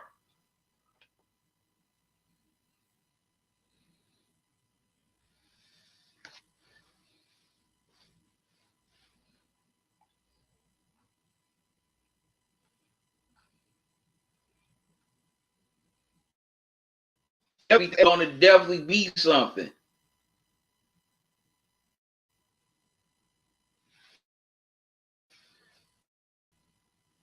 And Sammy Watkins rushes for 3 yards, and it's 1st and 10 at the 19. As he got tackled by Chief Eric Murray.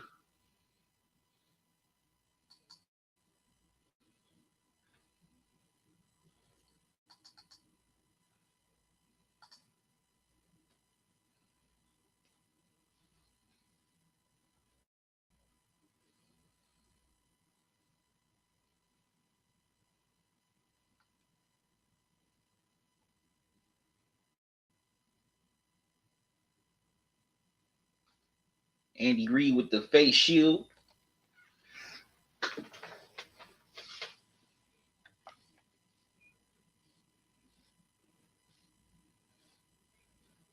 Chiefs are driving down the field.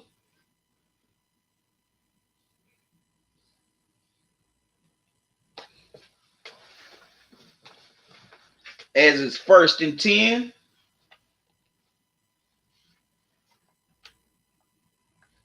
Well, no, excuse me. And Pat Mahomes gets it to Sammy Watkins for the touchdown, and the Chiefs take the lead.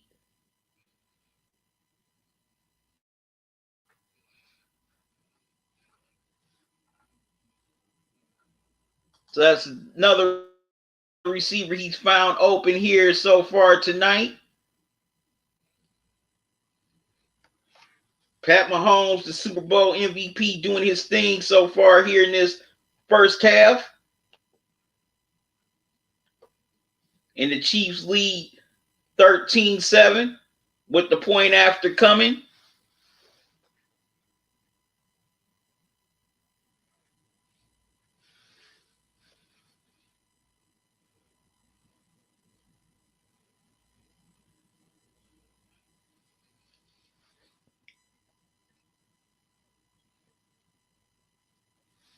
And looking at these stats so far, Mahomes has found 3 different receivers. He's found Kelsey, Watkins, and Robinson. But Deshaun Watson hasn't found too many receivers. You know, Kelsey already has 5 receptions here in this first half. Watkins has 3, and Demarcus Robinson has 2. He would have had 3 if the touchdown wasn't overturned early on in the first quarter.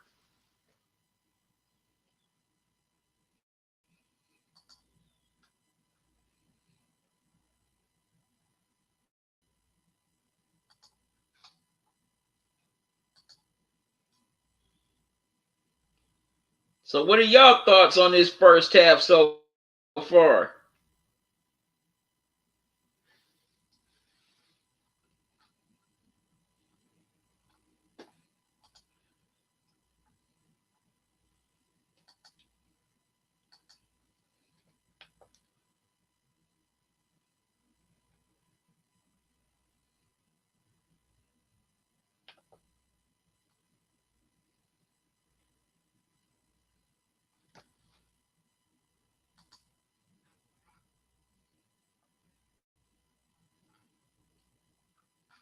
Chiefs, they just moving and grooving up and down the field.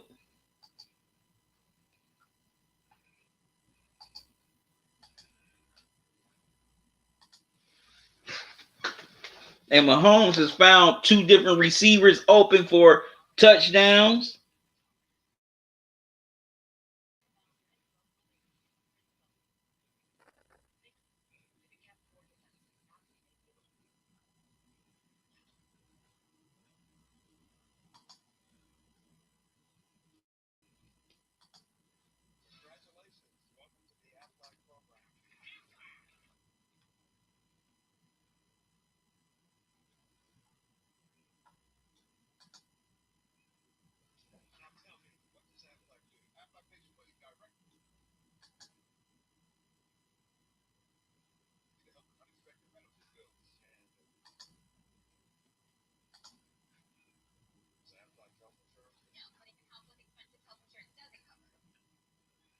Oh, wait a minute. So the touchdown was overturned.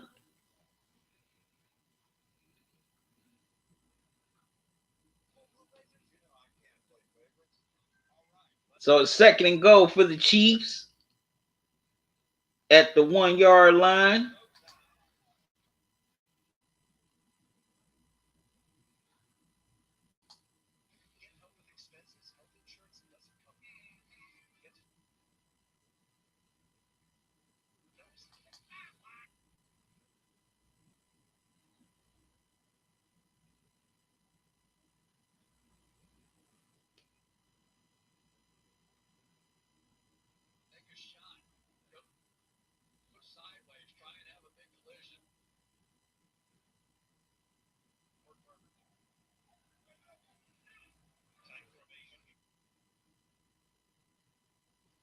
Wow. Khalil tried to bust it up the gut, but that Texans defense definitely with a great goal line stance, 3rd and goal for the Chiefs. As another touchdown was overturned for the Chiefs. All right, this time the Chiefs punch it in for the touchdown, and Sammy Watkins.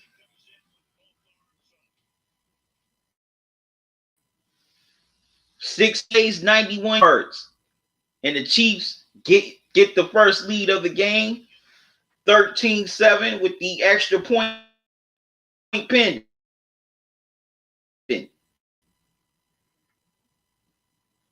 So I never seen how two touchdowns can be overturned in a game and he comes back and scores a touchdown.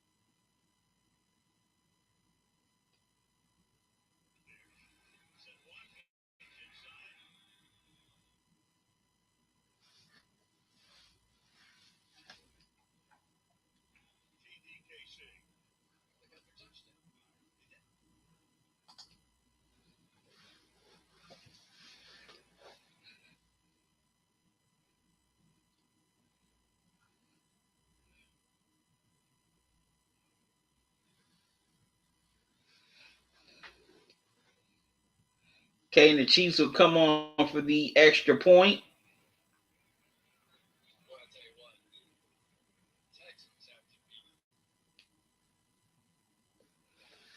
And Texas defense is definitely looking gassed.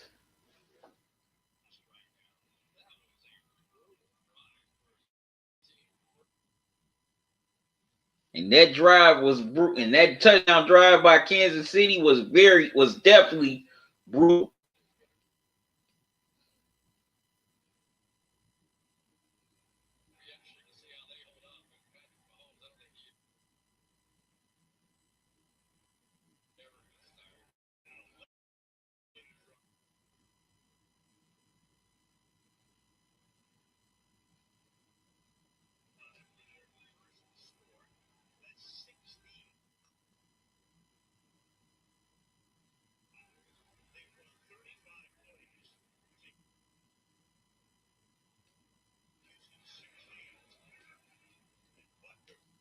Buckner puts the kick through, and the Chiefs lead 14-7.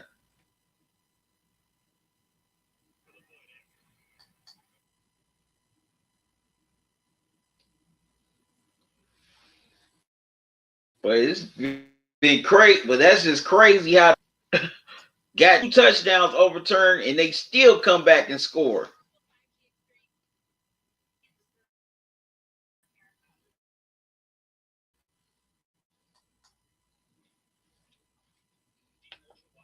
Tell the Psycho, you said, I'm calling it.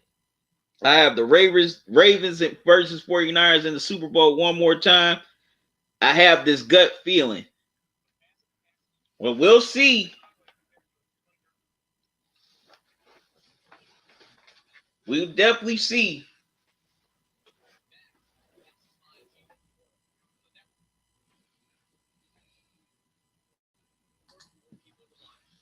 You know, we'll see how the 49ers respond after that Super Bowl collapse last year. And we'll also see how the Ravens start off after going 42 last year.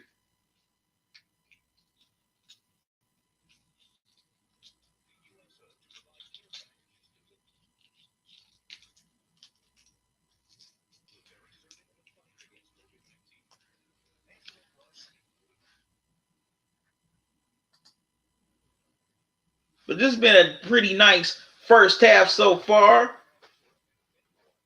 Definitely competitive.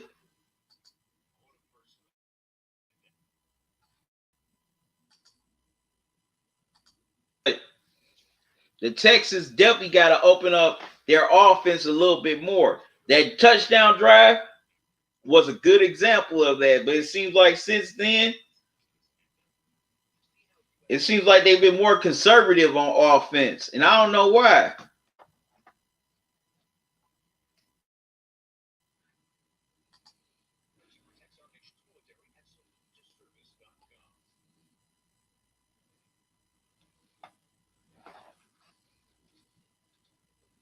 I don't know why the Texans have gone conservative.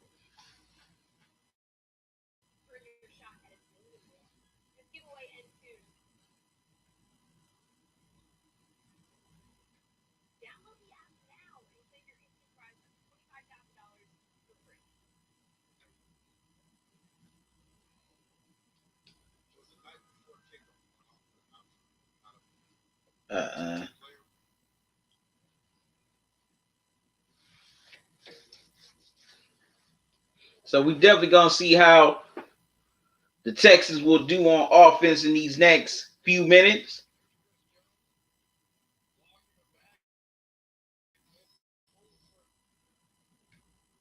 And also the Texans offensive line is not giving Watson enough time to throw and to see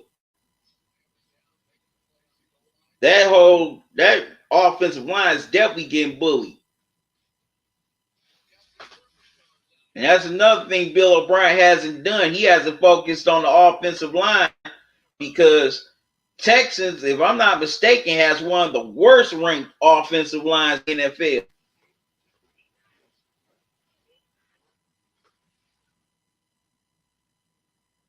Now, 1st and 10 for the Texans.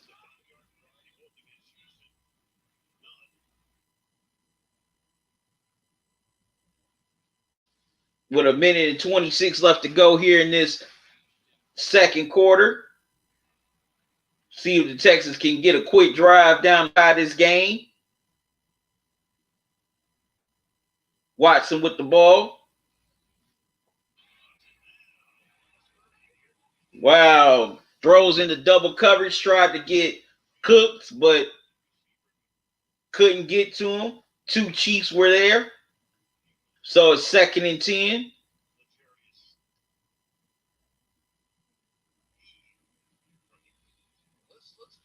And in a way, that was a dangerous pass because that definitely could have been tipped and intercepted.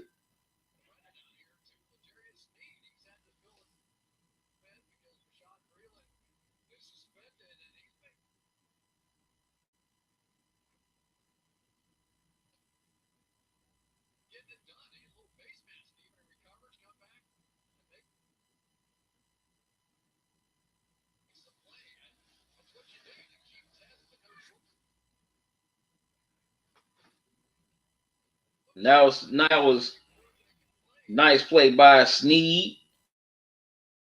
2nd down and 2nd and 10 for the Texans.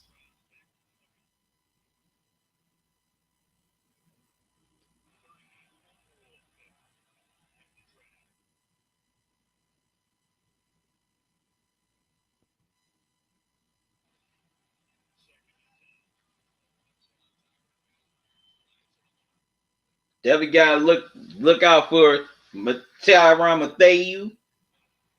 Watson with time. Well, pocket collapsing. He might have to make something out of nothing here.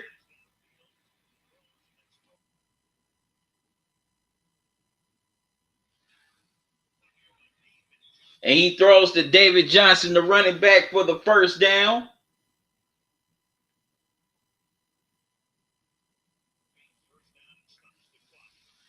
And Watson stops the clock at 1:11.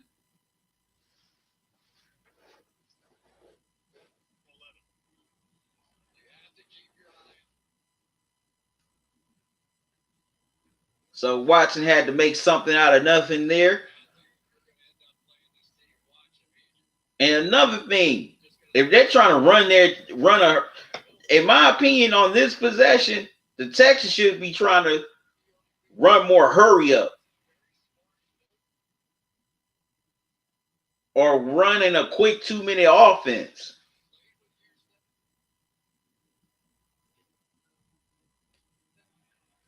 First and 10 for the Texans at the 45-yard line. Watson under pressure, and he's just forced to get rid of it.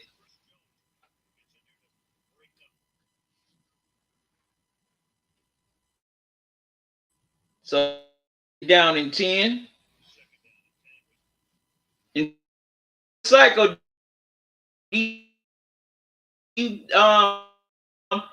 Bo.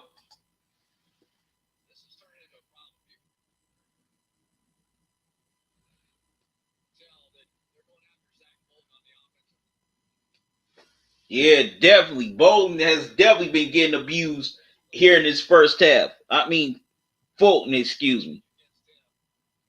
Fulton's definitely been getting abused by Jones.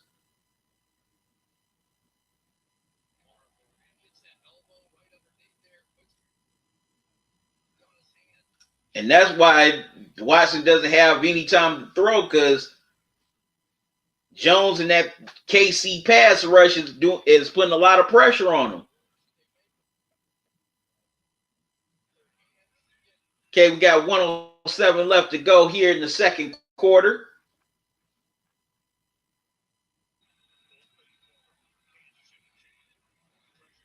Pressure coming. Watson.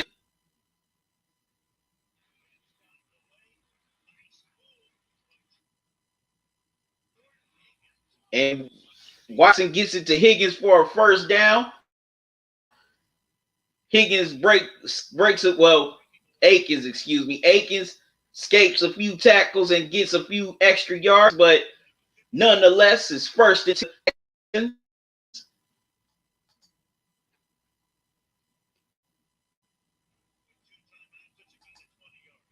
And Watson gets it to him for 20 yards.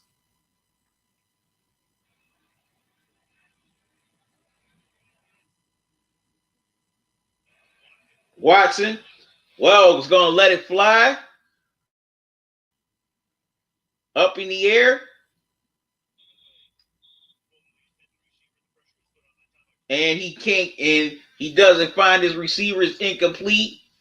Second down. As he tried to get it into Fuller.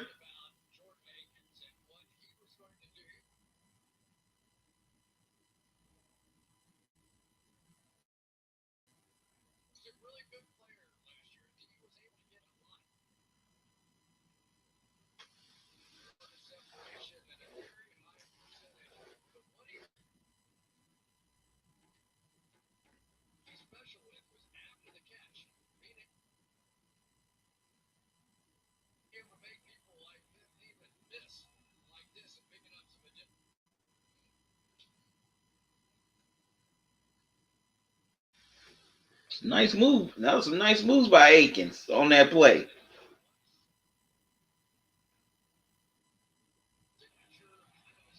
All right, second down and 10 for the Texans.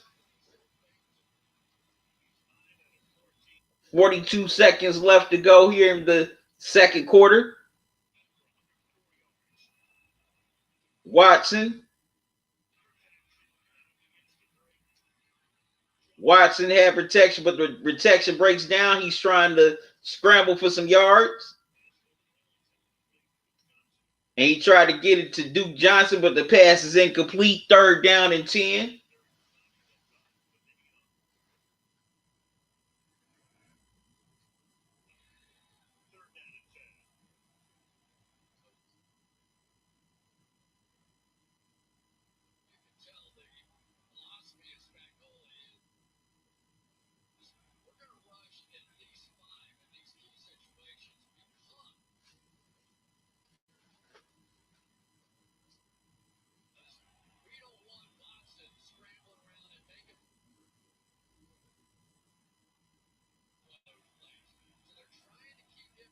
All right, third and 10 for the Texans.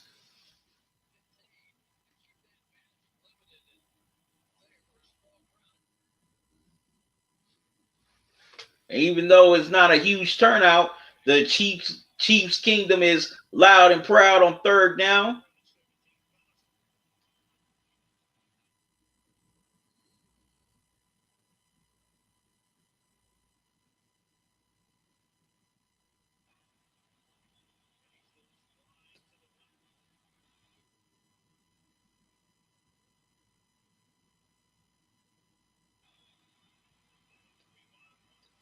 All right, they get it to Watson. Pressure's coming. Watson's gonna let it fly.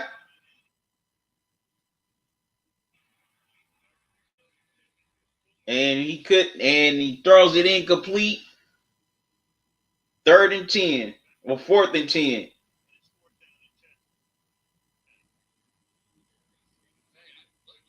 And that was definitely good coverage field by the Chiefs defense.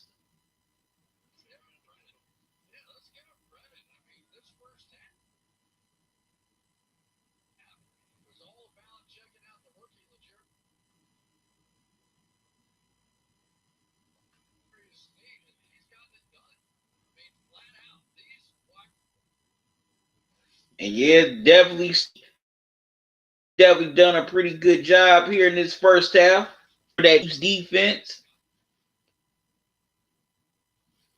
So just like you still here, let me know who you got winning the Super Bowl. You said it's gonna be the Ravens and the 49ers. Who do you think will win the Super Bowl if you got a prediction?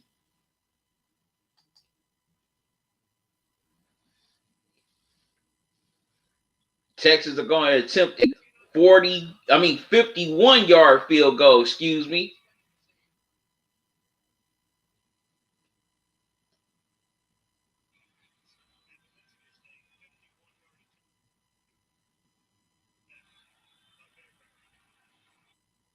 All right. Ball snap. And the kick is no good as it went wide left.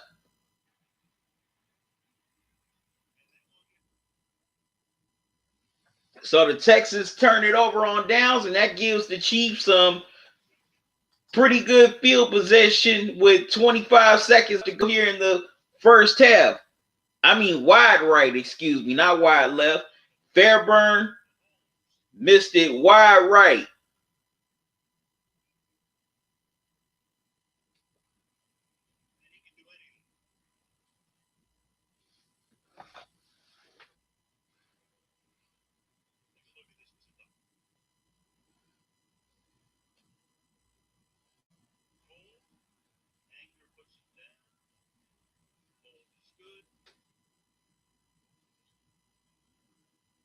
Definitely a good hold.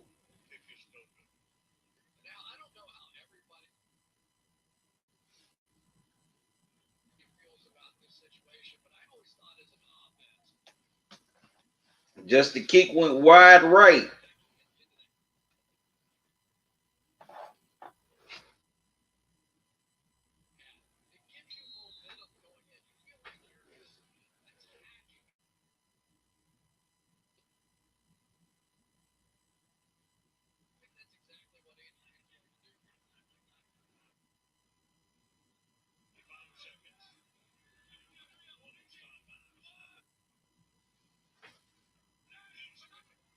Okay, Chiefs are going to try to get themselves in position to at least get a field goal out of this. Mahomes throws it incomplete. 2nd down and 10.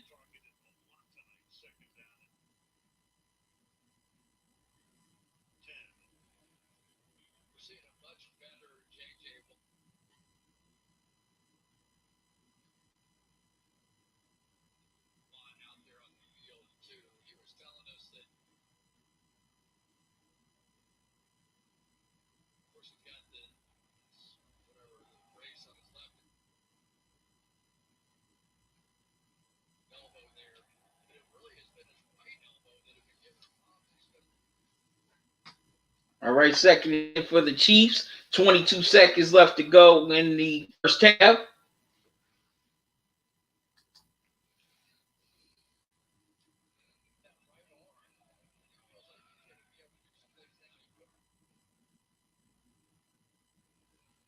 Talkin Cycle said to let you know the Lions, Seahawks, Texans, Falcons among the host of others as the worst O-line in the entire league last year. Deshaun Watson had the most sack, was the most sacked QB in the NFL last year. Yep. And they definitely had that Texas O-line ranked as one of the worst in the NFL.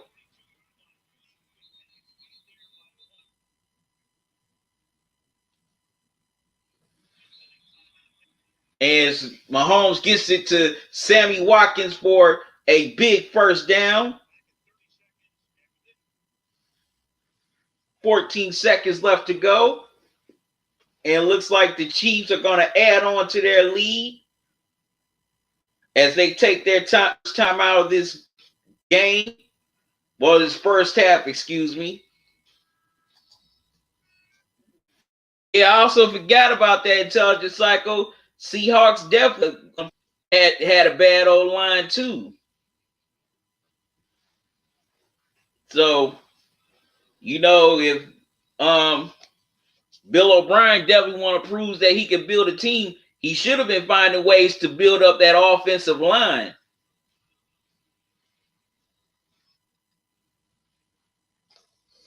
Because if he keeps on neglecting the O line, more teams are definitely gonna come after Deshaun Watson.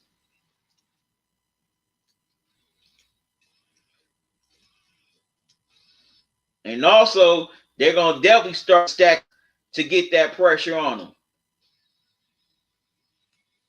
Because they know he can also make plays with his feet.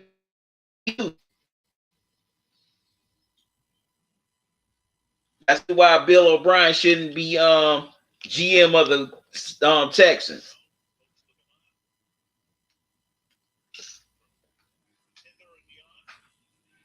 Because he never ever paid any attention to that offensive line issue.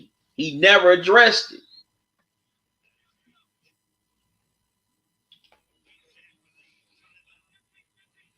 First and 10 for the Chiefs. The 42-yard line. Mahomes with the ball.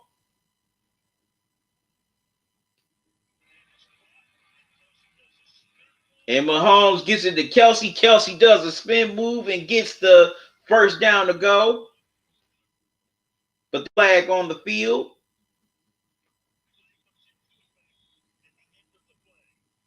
It looks like it's on the Texans.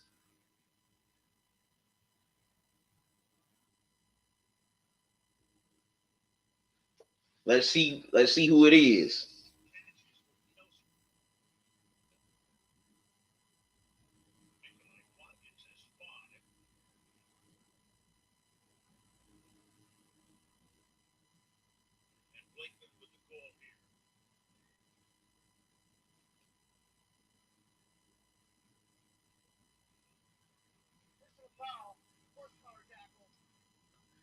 Okay, they get the Texans for the horse collar tackle. And another 10 yards will be added to the play. And that's on Cunningham.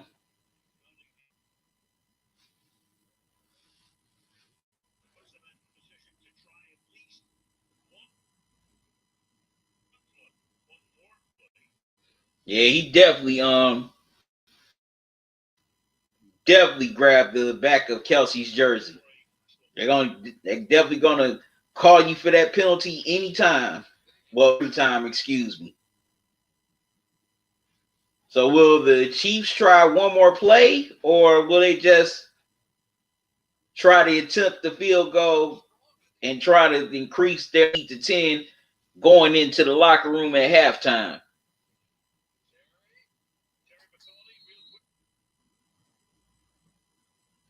So what are y'all thoughts on this whole first half?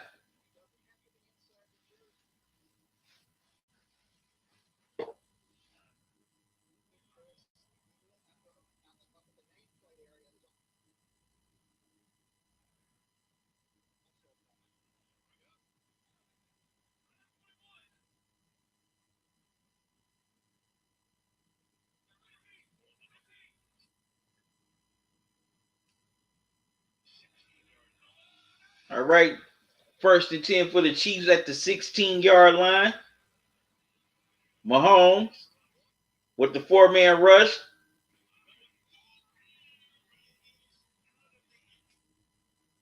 Wow. Throws it deep.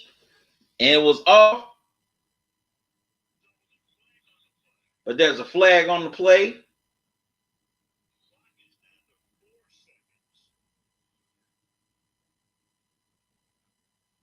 Almost had a pick, but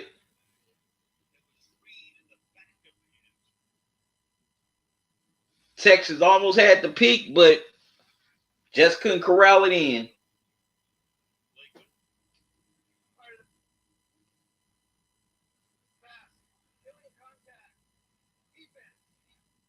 Wow, and they get to Texas for illegal contact. So now, another 10 yards added.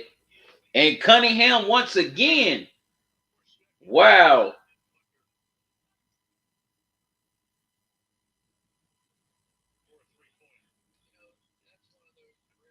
Okay, the Chiefs are bringing in the field goal unit as they're going to try to increase their lead to 10.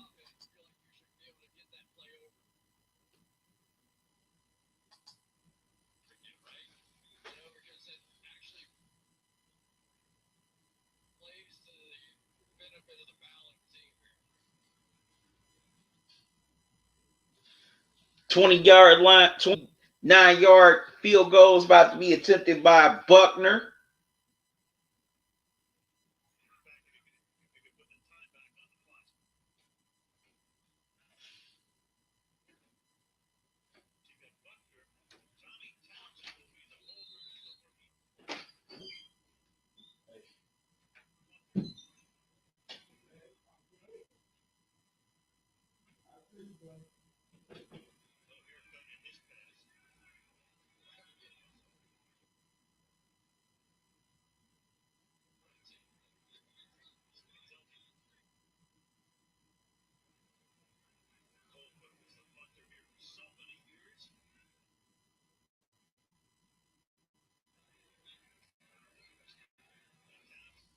All right, the snap.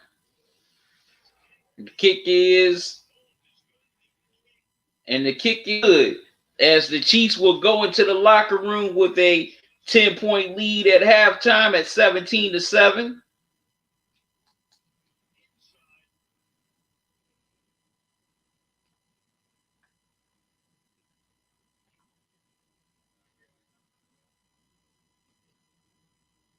So Pat Mahomes showing that Super Bowl MVP form once again, as he has 100 plus yards passing and 2 touchdowns. 1 touchdown to Travis Kelce, the other to Sammy Watkins.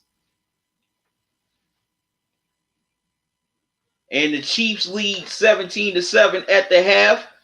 I gotta step away for us for a couple of minutes. I'll be right back. Don't go away.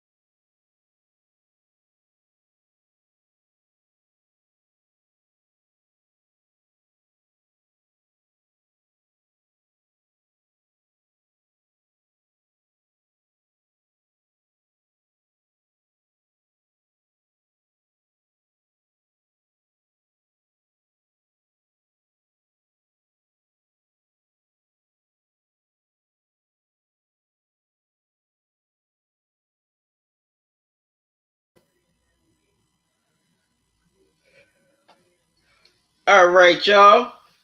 I'm back.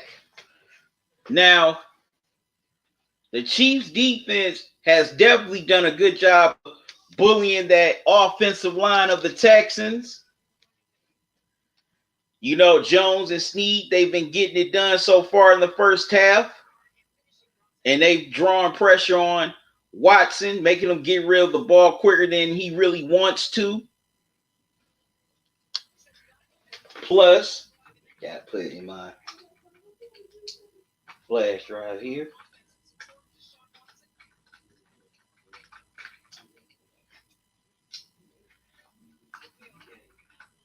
Get it there.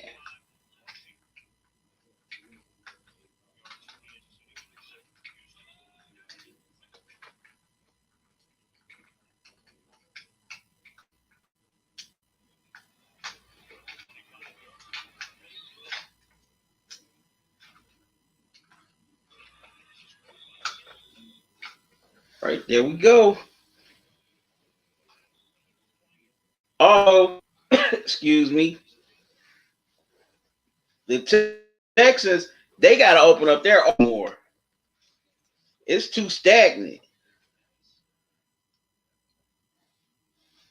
You know, they got to draw it up to where Watson can get it to other receivers besides Brandon Cooks. It seems like he's staring down at him. They're doing everything they can, but I mean, they're they're very gassed right now, as they definitely were out on the field for a couple of brutal runs by Kansas City. On the flip side, pretty solid job, pretty nice job offensively.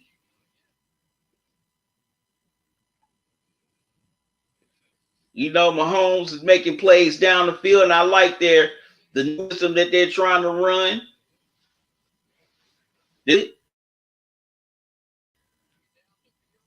You know, he's been good. I mean, he has some pretty nice runs. So I definitely expect some great things from him. As we're into the early 2nd and 3 from the 32-yard line.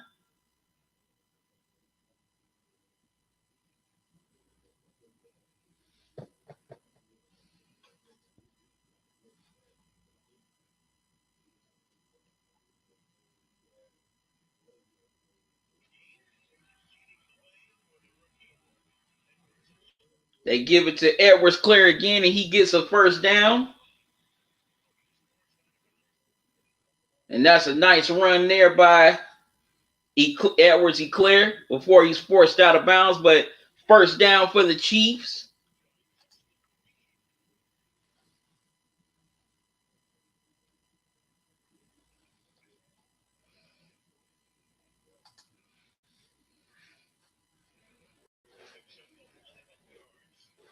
And he gets 11 yards on the play. First down for the Chiefs.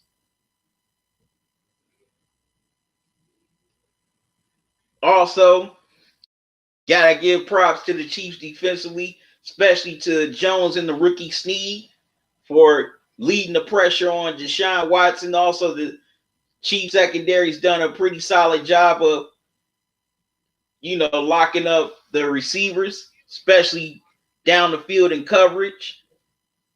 They've definitely done a good job of containing Brandon Cooks so far in this game.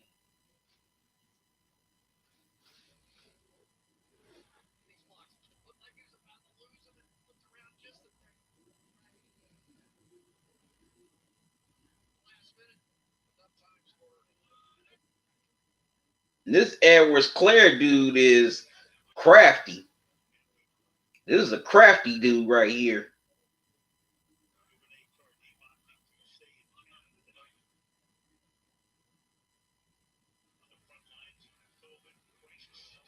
Mahomes has the ball.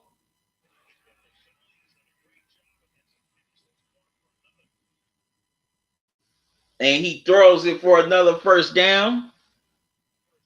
That's Sammy Watkins once again. Sammy Watkins has had a pretty nice game here so far tonight. He already has a touchdown.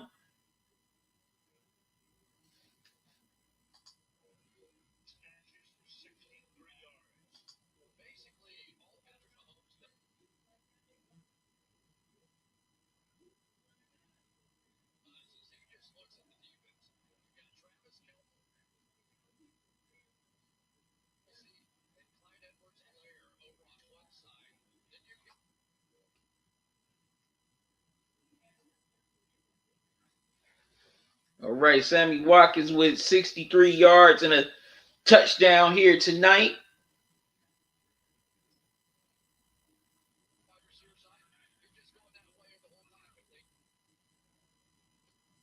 First down for the Chiefs.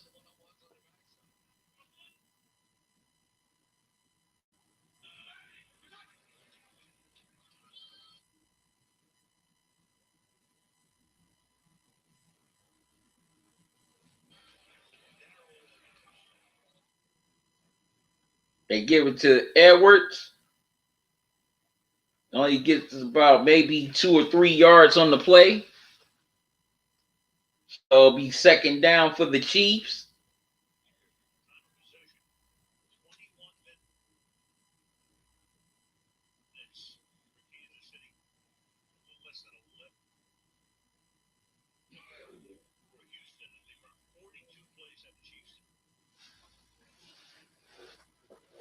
Wow, the Chiefs are winning the time of possession battle so far. They've had the ball for 21 minutes, while the Texans have only had it for 11 minutes. So if you're Houston, you definitely got to keep the ball longer when you're on.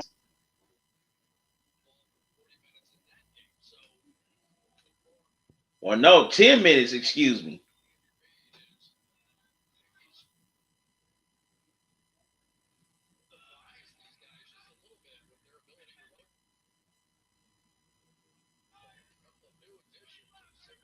So second down, second and 8 for the Chiefs.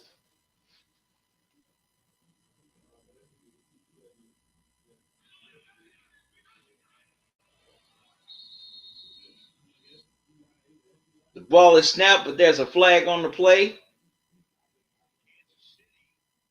It might be a false start on the Chiefs. Yep, it is a false start on the Chiefs. So it'll be second and 13 for the Kansas City.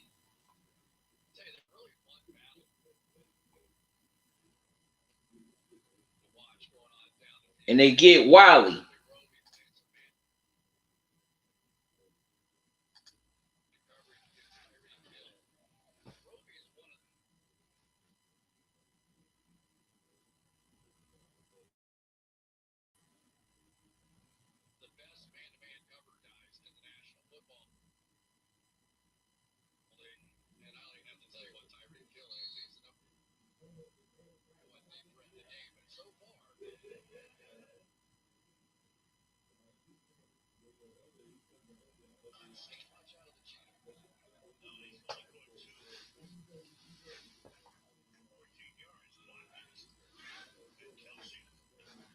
And Tyreek Hill is definitely quiet here tonight.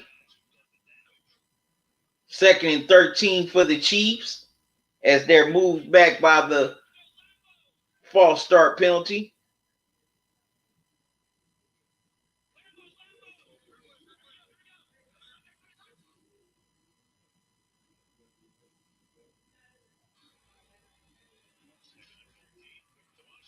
Mahomes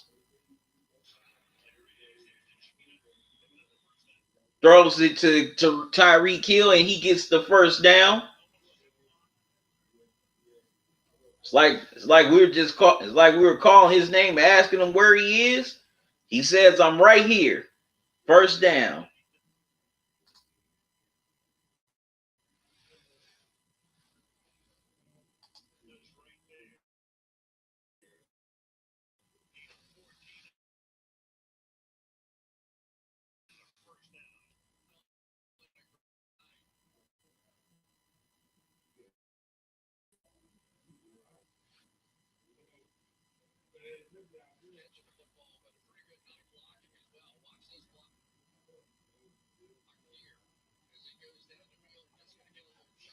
And Hill, he's doing a pretty nice job blocking here in this game.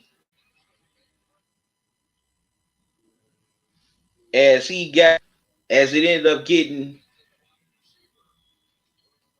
Watkins. As Watkins opened it up for Tyreek Hill. Wow. That's definitely some nice blocking by Sammy Watkins on that play. My eye was itching.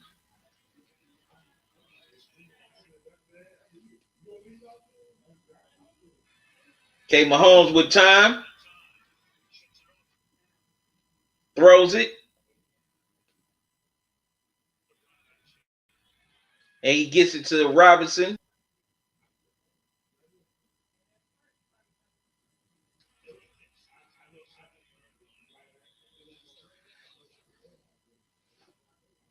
So he gets about 8 or 9 on the play.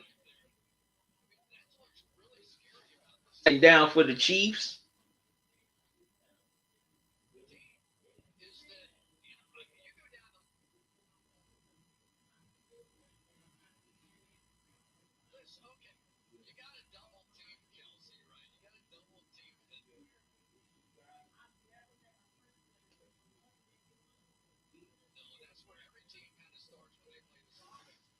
All right, 2nd and 3 for the Chiefs.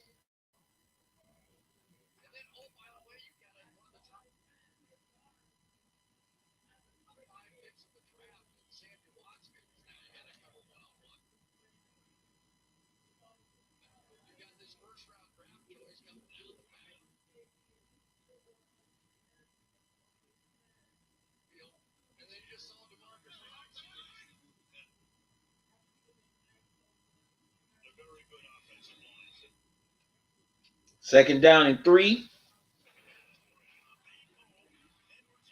Wow, Edwards-Helaire with a big hole, and he's going to take it all the way to the house. The touchdown. Man, Edwards-Helaire is definitely having a hell of a debut here tonight. Like I said, we definitely going to be hearing a lot from this dude. As the Chiefs go 75 yards on that drive, and they lead 23-7 with the extra point pending.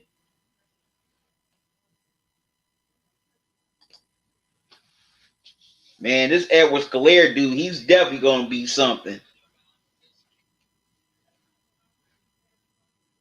He's definitely going to be a star.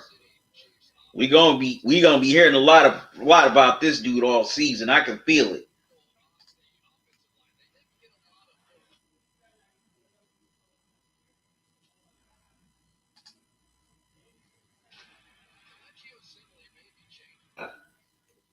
Like I said, he's crafty too.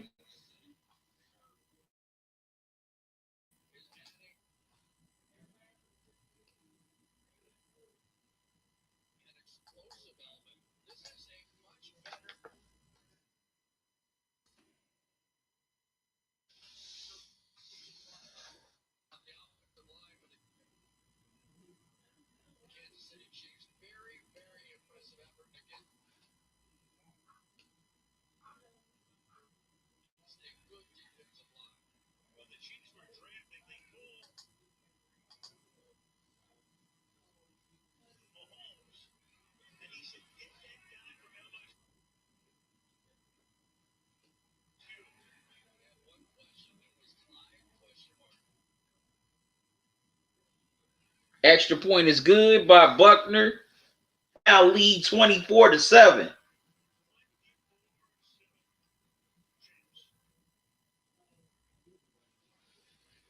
And Edwards-Helaire is having one hell of a debut here tonight. Man, this dude is crafty. He's elusive. He's tough to bring down. I got going to be hearing from him throughout the season. Definitely going to be hearing a lot from Edwards-Helaire.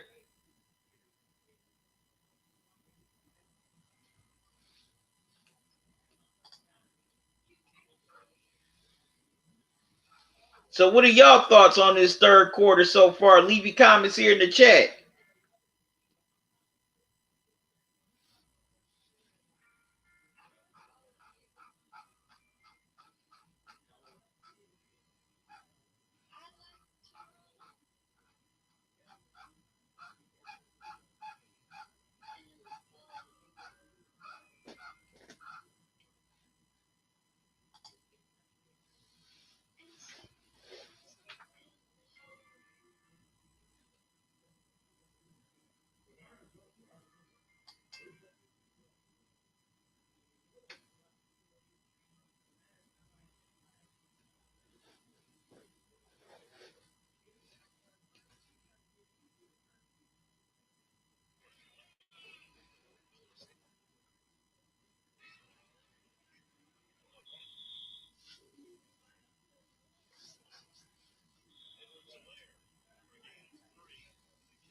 All right, we are back.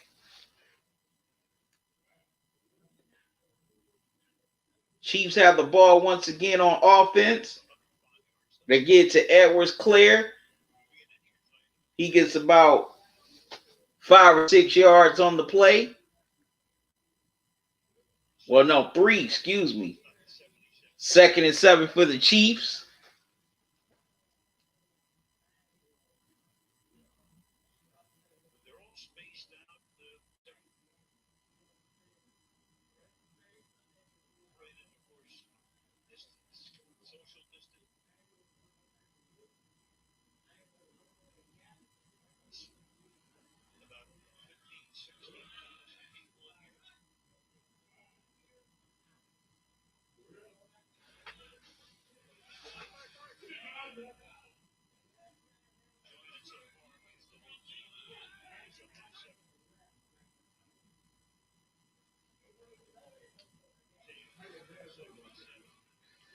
All right, Mahomes rolls out, throws, and gives it to Watkins again for another.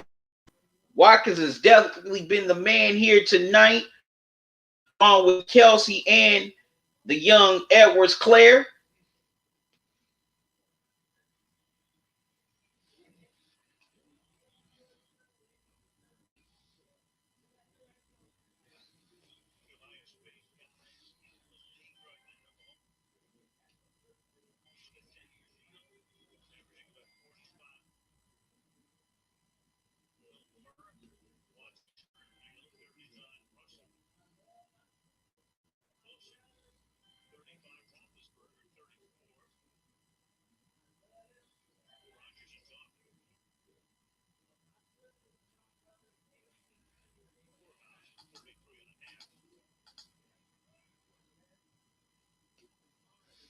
What you talking about? Al Michaels talking about Rodgers and Golfer in the poorhouse. That's still some great company. 33 million. That's still some great company. All right, as they give it back to Edwards-Helaire, he gets about good 4, 5, or 6 yards on the play. It'll be 2nd down.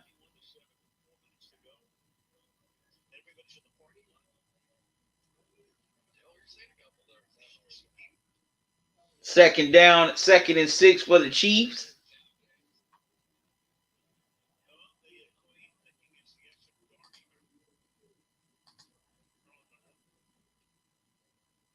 No, they don't have cardboard cutouts of Queen Elizabeth, Marilyn Monroe, Will Ferrell.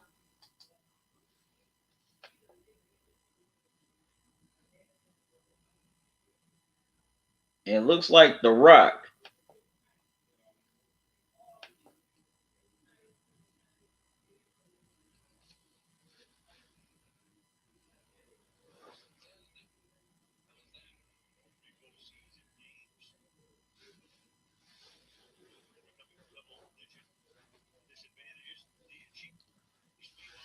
All right, they feed Edwards-Helaire once again on 2nd down. It's 3rd down. He gets about 2 yards. 3rd and 5 for the Chiefs.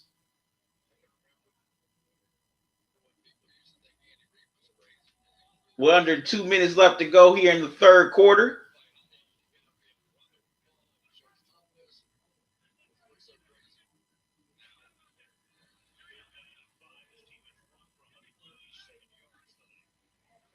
Mahomes with the ball. Dumps it off the run, but he can't get the first down. So it'll be fourth and third 3 for the Chiefs.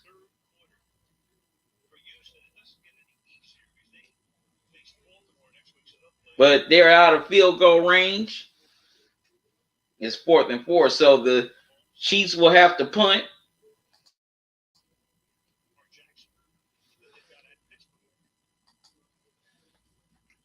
Tell the Psycho, you said, man, the KCO line and Edwards-Helaire is absolutely torching the Texans. Yeah, especially that. And it's not just the O-line, Intelligent Psycho. It's also the Chiefs defense, giving the Texans problems too. Because that front four is giving that Texas offensive line a whole bunch of problems here tonight.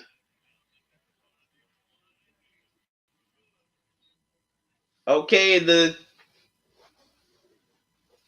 Chiefs punt, and the Chiefs meet the ball at the 5-yard line. That's where the Texans will start.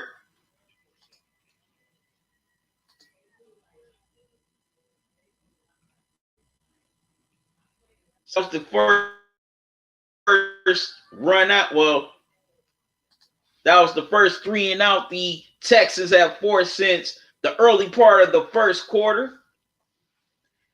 And man, tonight the Chiefs offensive line has been giving the defensive line of the Texans problems, and the Chiefs defensive line has been giving the Texans O-line a bunch of problems. They forced Deshaun Watson under a lot of pressure, making him get rid of the ball quicker than he wants to. And also the Chiefs secondary has done a good job of containing receivers like Cook, and also they've done a nice job of containing David since that run play for the touchdown early in the first quarter.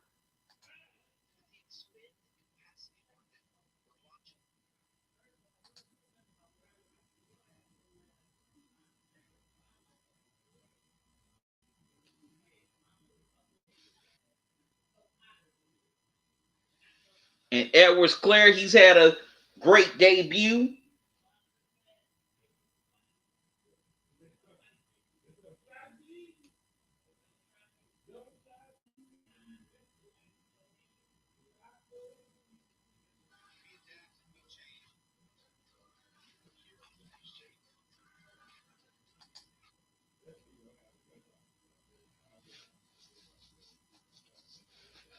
Yep, has been balling out. He's a star. We definitely gonna be hearing from him.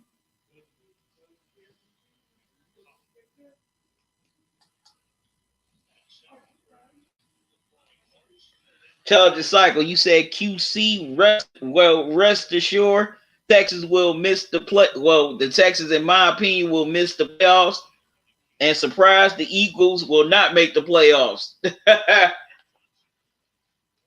So you're saying the Texans and the Eagles will not make the playoffs this year?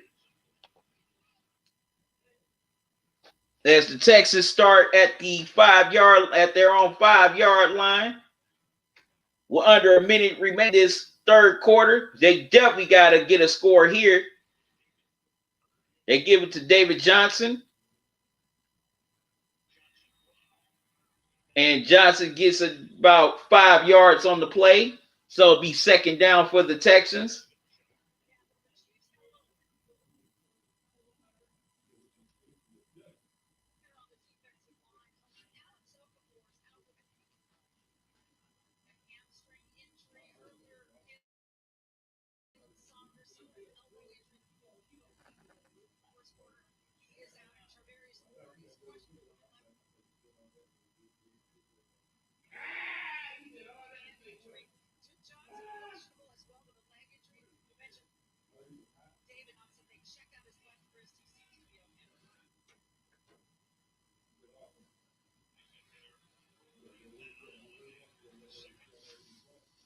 Second and 5 for the Texans with 38 seconds to go in this third quarter.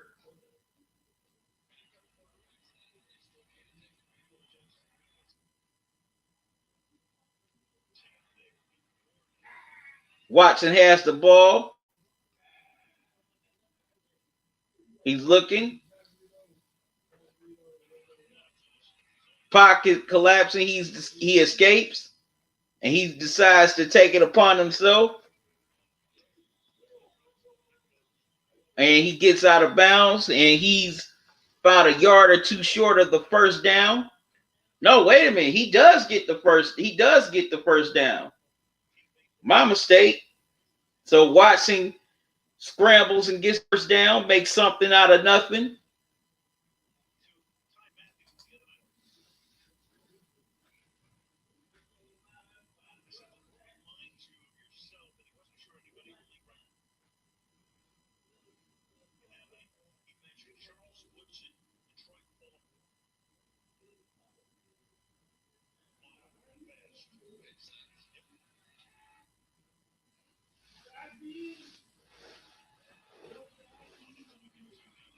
All right, the Texans are going to try to run one more play before the third quarter clock runs out. Well, will they get it off in time?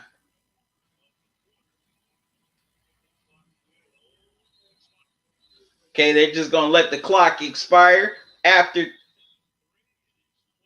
three. The Chiefs got another score thanks to Edwards-Helaire to add on to their lead. They lead 24-7 as we head to the fourth. Okay, I got to step out again for a second, good people. Y'all excuse me. Don't go away. I'll be right back.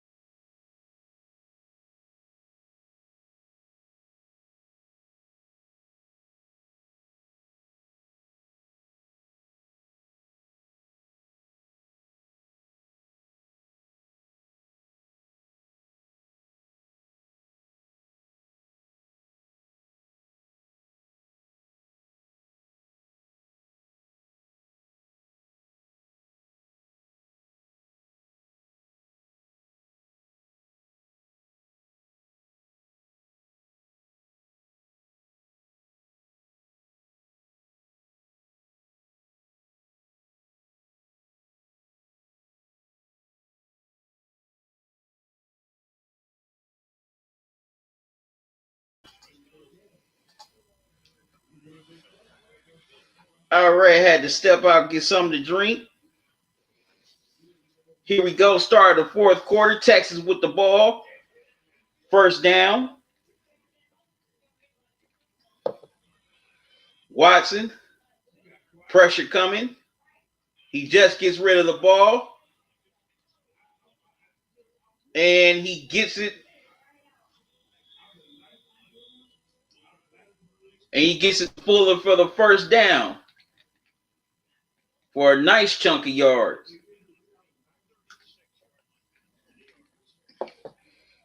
Watson got it to Fuller for 20 yards.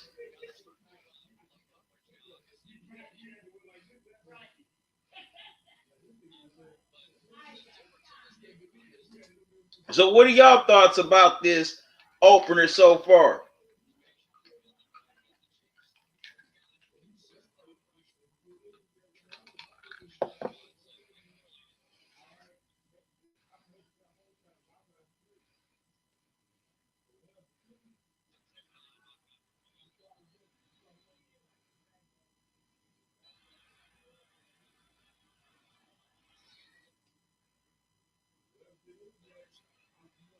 All right.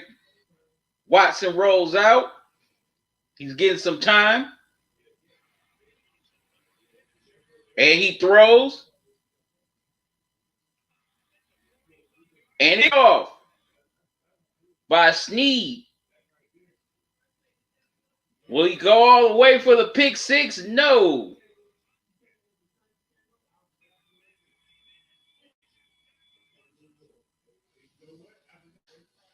But man, wow, Snead almost took it in for a pick six. But definitely got to give credit to Matthew for,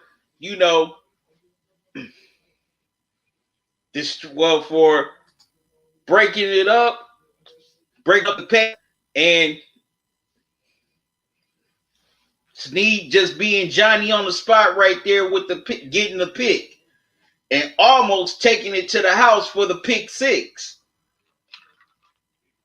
But other than that, he's giving Mahomes and the Chiefs offense great field position to score and add to their lead and basically put this game away.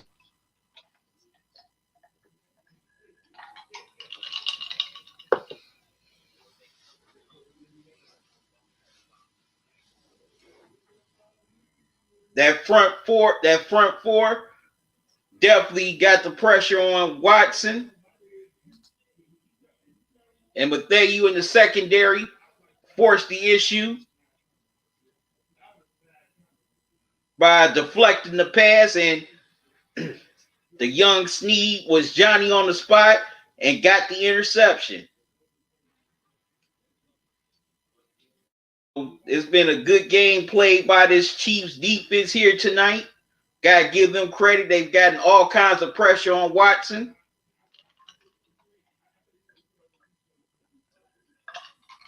And they've definitely bullied that Texans offensive line.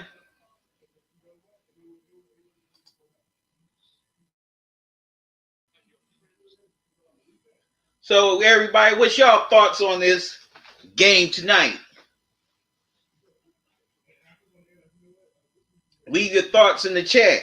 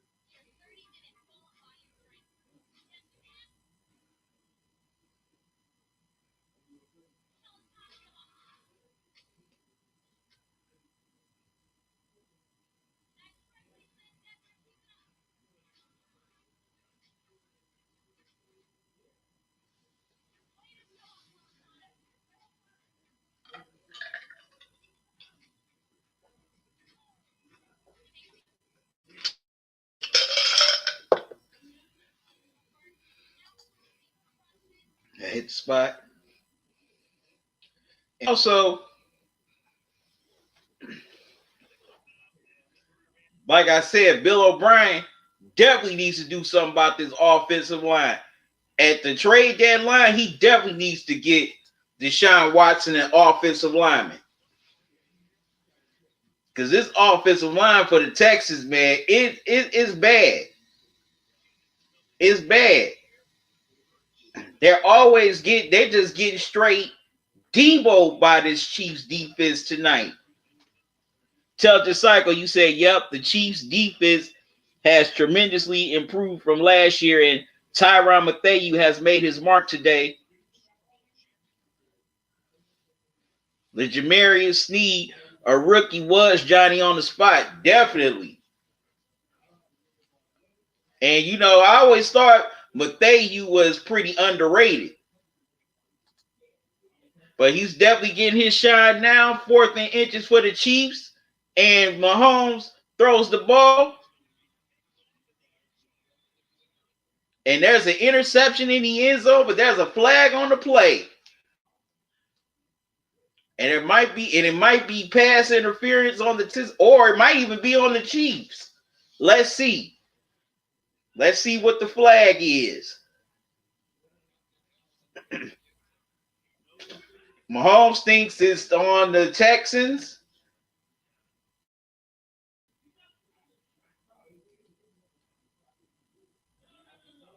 About to find out. And it is pass interference on the Texans. So this ball will be placed at the end zone. And it'll be 1st and goal for Kansas City as they get Brandon Roby. Wow.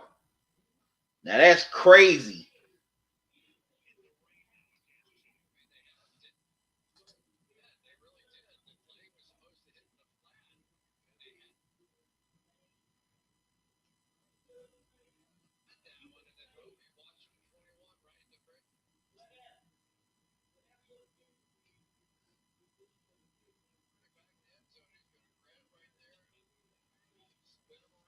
Yeah, he grabbed Tyreek Hill. That's what it is. He grabbed Tyreek Hill and spun him. And spun him, I mean. If he wouldn't have done that, then that would have been a pick in the end zone, and the Texans would have had it at the 20-yard line.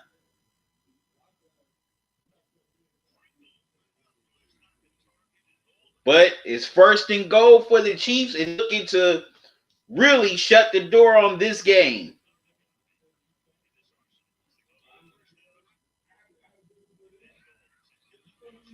Mahomes gives it to Edwards-Helaire. Claire turns up the field, but wow, he's stuffed at the line of scrimmage. Nice goal line stands by the Texans.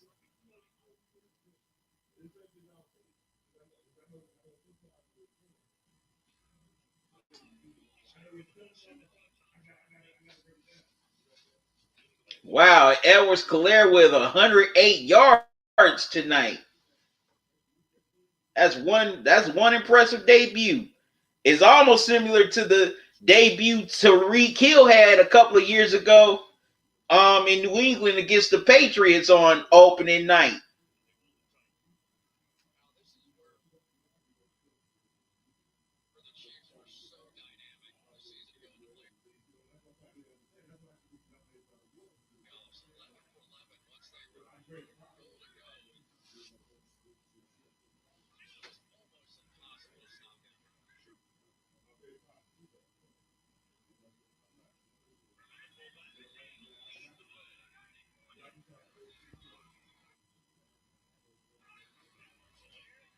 They give it to Edwards-Helaire again. He tries to fight for the end zone. Wow. He gets stuffed at the line of scrimmage. Once again.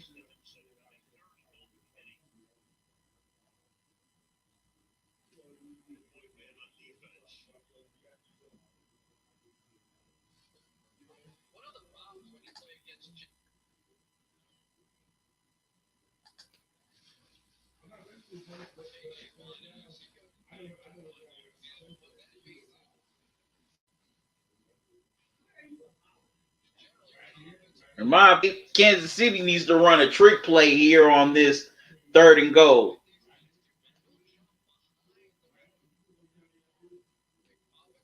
Because they are definitely, keying on Edwards-Helaire now. Edwards-Helaire now, I mean.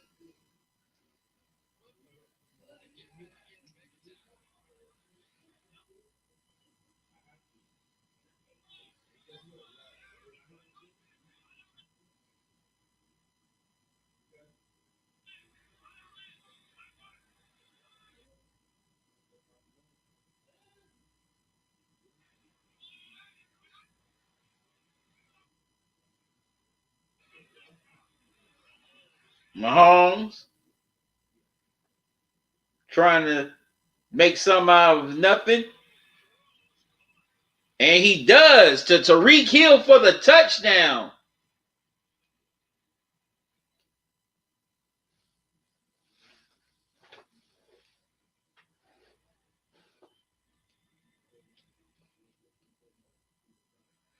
So the Watson interception turns into 7 points for the Chiefs, and they blown this game wide open, 30-7 with the extra point pending. They have definitely blown this game wide open.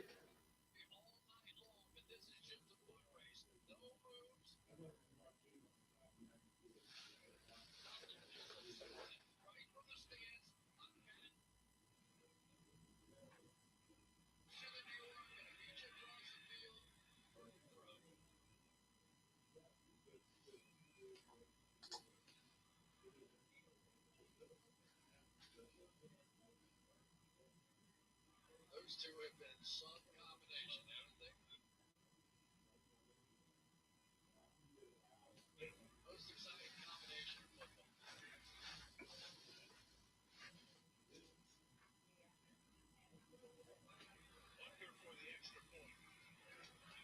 Buckner kicks the extra point and is through. 31-7. Kansas City here in the early part of the 4th quarter. Blown this game wide open and was all set up. And it was all set up by the Snead interception. And also a pass interference penalty. So now the Chiefs lead this game 31-7, and they've blown this game wide open. And they've practically put this game away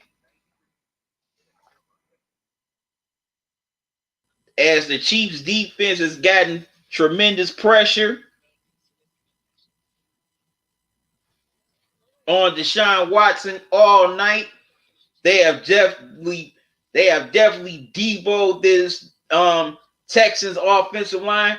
The Texans, Bill O'Brien, since he wants to be GM so much, he definitely needs to get Deshaun Watson some offensive help. Some offensive line help. As Intelligent Psycho pointed out earlier, he was the 3rd most sacked quarterback last year. If they don't do something about that old line, and soon Watson's not going to hold up because he can't keep on taking all those hits and all those sacks. You got to get that man some protection so he'll have time to throw the ball. And this is a final from Game 4. The Lakers beat the Rockets 110-100. Now they lead that best of seven series, 3-1.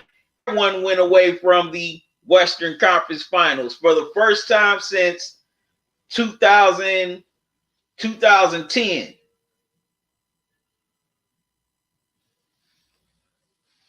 Game 5 will be Saturday night. I'll be doing the live stream for that game. It'll be coming on at 8:30, so y'all tune in to that as the Lakers try to close out the Rockets.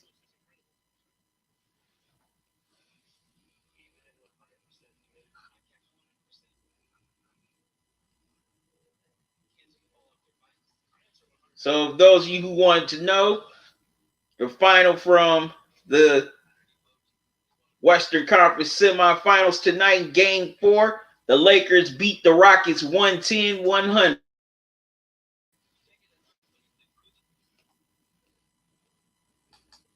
Nazo, you came back, you said,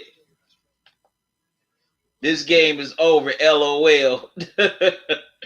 Nazo, I know you Nazo, I know you're a lot happy about your Lakers knocking off the Rockets tonight as they take that 3-1 lead in that best of 7 series. So the Clippers and the Lakers are one win away from meeting each other in the conference finals. The matchup everybody has been wanting and anticipating. It's almost close to becoming a reality. Seeing some of y'all coming into the live stream, what are your thoughts on this game tonight?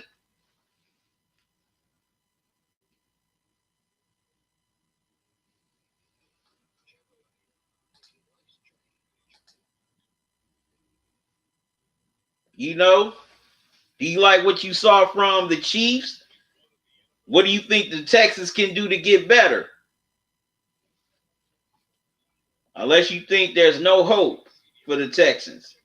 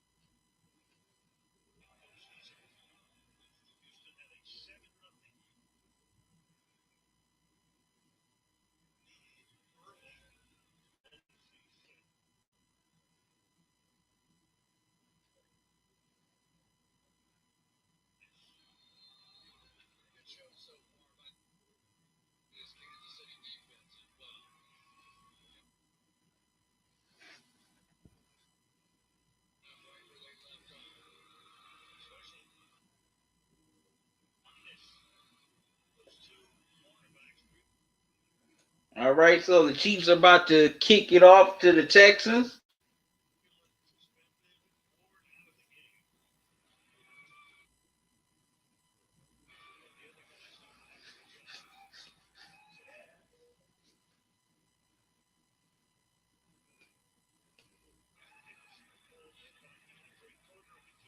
Okay, Andre Carter returns it out of the end zone.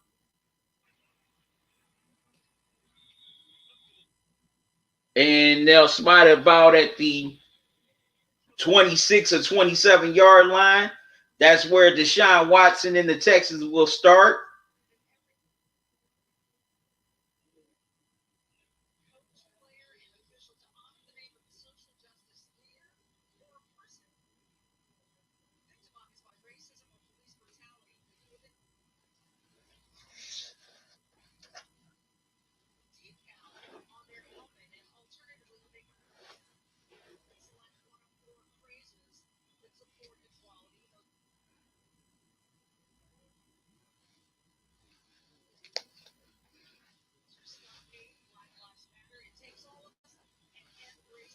Okay, they're showing the different messages, social messages that the players have on their helmets.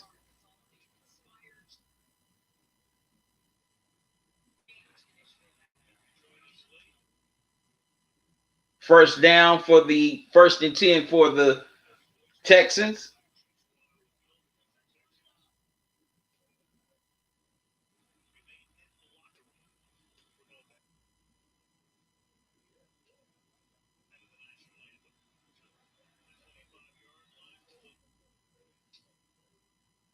Watson gets the ball, and he gets it to Fuller, and Fuller fights for the, and he'll get it.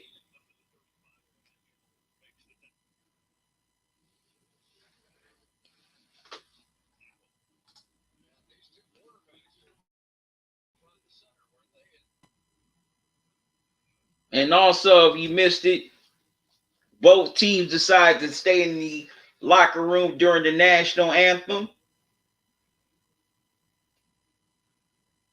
They were unafraid as they stepped up. It has been some year to watch these athletes, whatever your opinion of it is, stepped up, made strong statements, and hopefully big change coming. Watson gets the ball again. The pressure's coming. Pocket starting to collapse. And he gets it to David Johnson, and Johnson gets about, no, Johnson fights for the first down.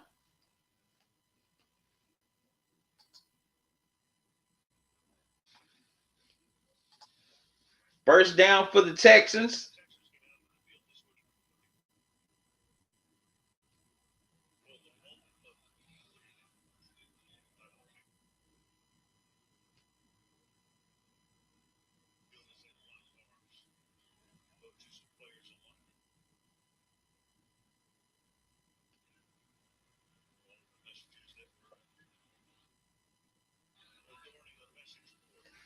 Well, no, some play.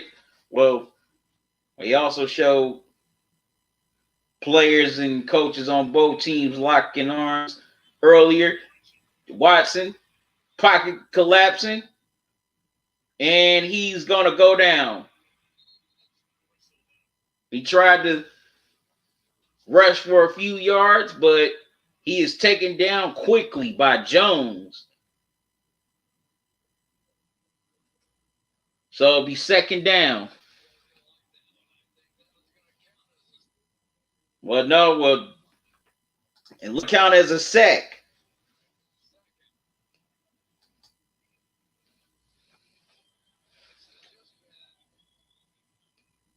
All right, Nazo, you stay safe too, man. Thank you.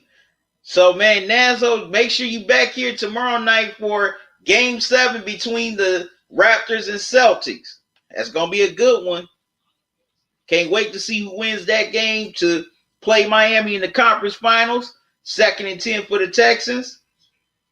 They give it to Johnson. Johnson rushes up the field for some nice yards and gets the first down.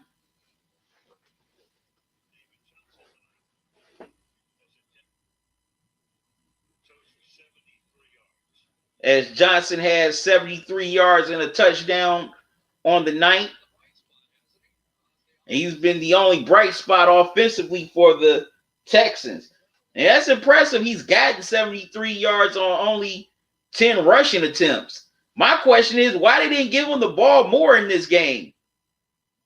Who knows what could have happened if the Texans would have found ways to get him the ball more.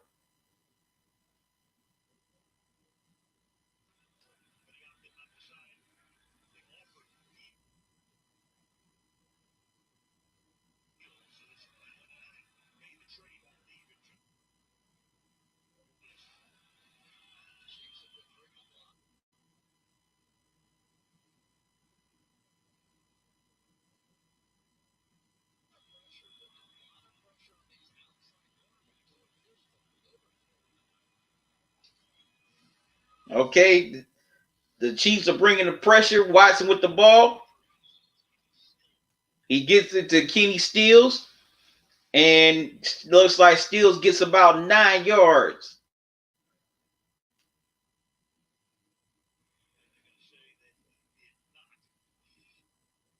Yep, he's a yard short of the first down. No, incomplete. Wow.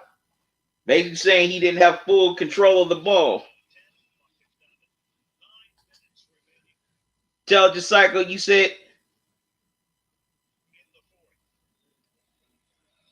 All right, peace to you too. Until this cycle, you stay safe. Thanks for joining me. Also, once again, thanks for your donation. I greatly appreciate it.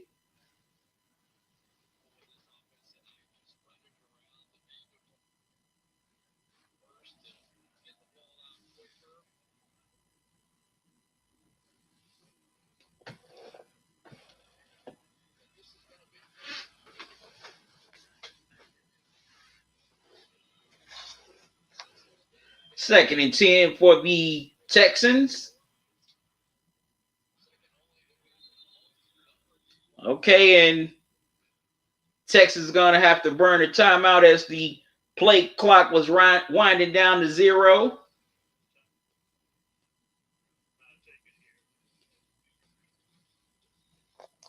Texans trying to get on the move while the Chiefs have dominated this game.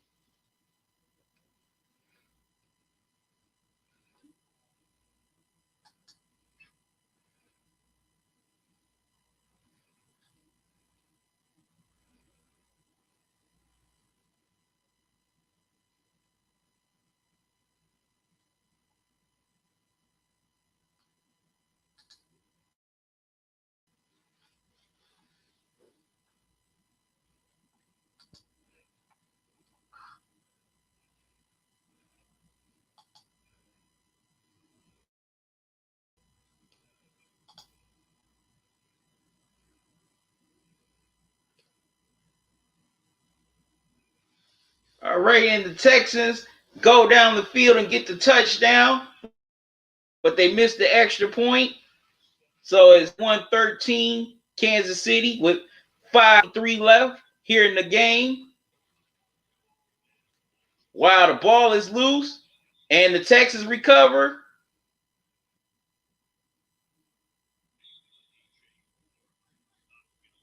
But basically they're going to say that the receiver was down by contact, but it's 4th and 7, and Kansas City will have to punt.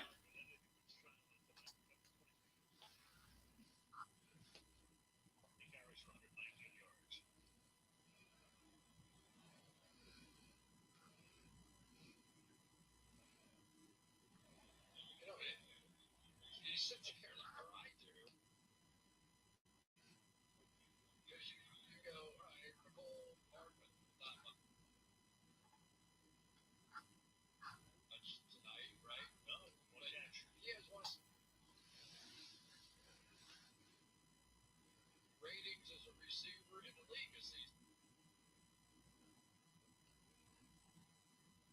So the next week you come out and all of a sudden he's the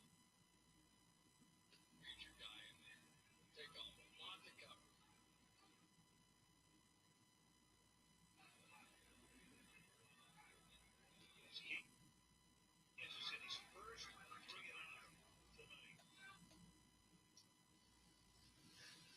All right, and the Chiefs punted away. Carter gets it, and he's forced out of bounds.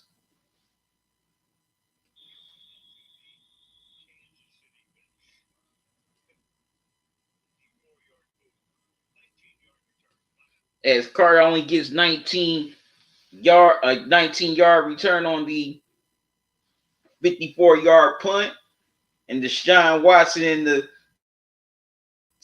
Texans take over once again.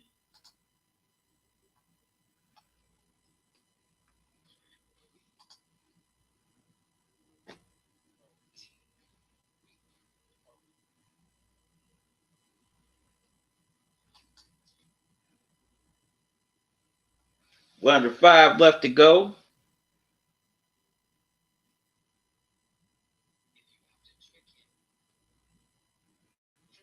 in this fourth quarter,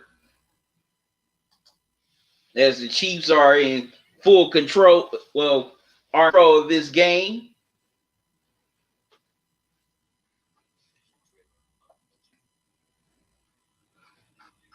They start off their title defense the right way.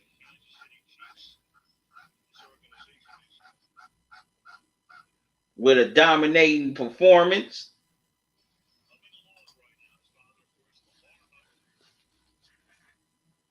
In this AFC divisional rematch.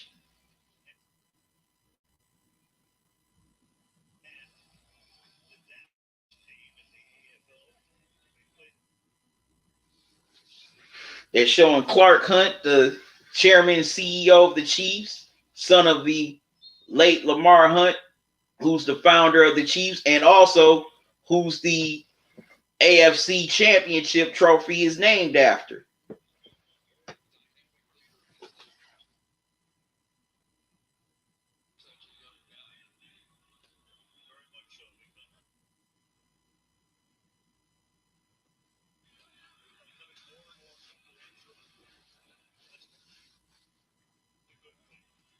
All right, Watson and the Texans back on offense.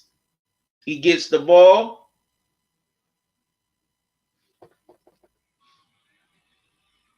Pocket collapsing. He avoids the sack.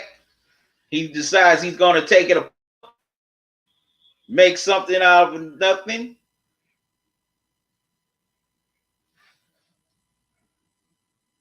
And he's forced out of bounds.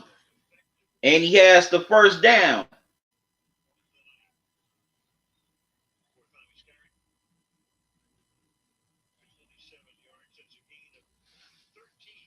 So Watson had got 13 yards on that play. That's some good running. He made so 1st and 10 for the Texans.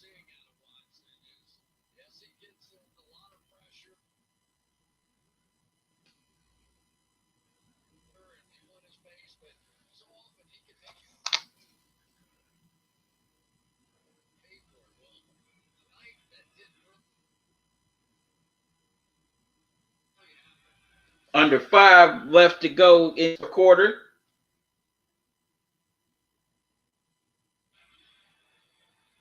Watson gets the ball.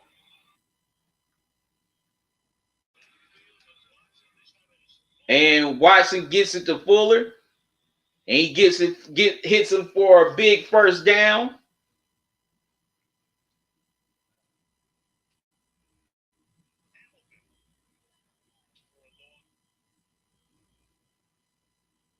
Looks like that was about a good 30 plus yards. Yep, that was 30 yards. So 1st and 10, Texans at the 20.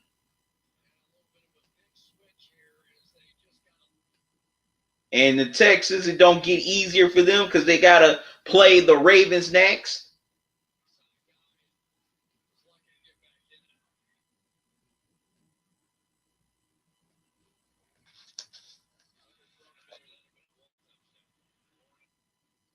Yeah, Fuller would have been able to stay up on his feet. He definitely would have had a touchdown.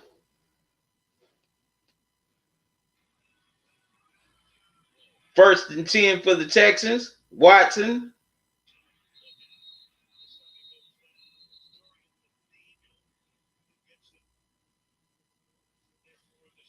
Watson gets sacked.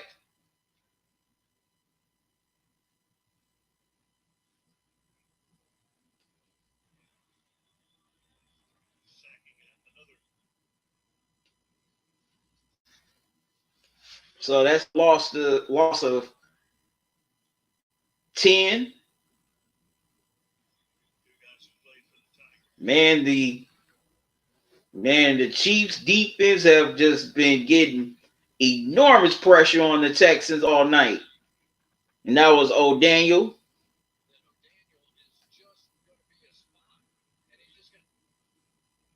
Comes in and gets the sack on Watson.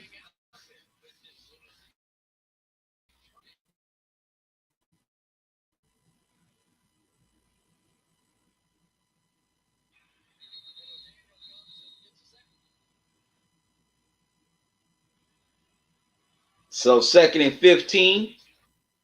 He loses 5 on the play. All right, Watson throws the screen pass.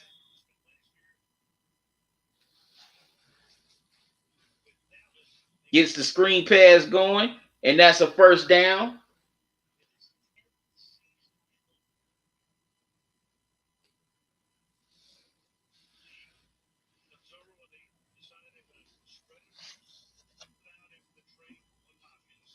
So it's a 1st and goal for the Texans as they try to get another score here.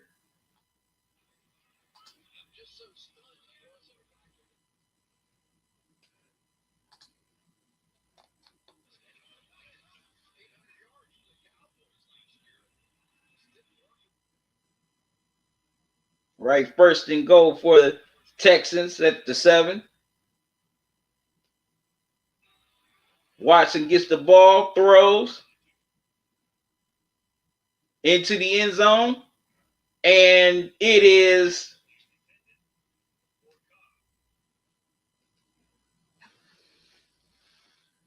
thrown out of bounds as Cobb was the intended receiver. Second and goal.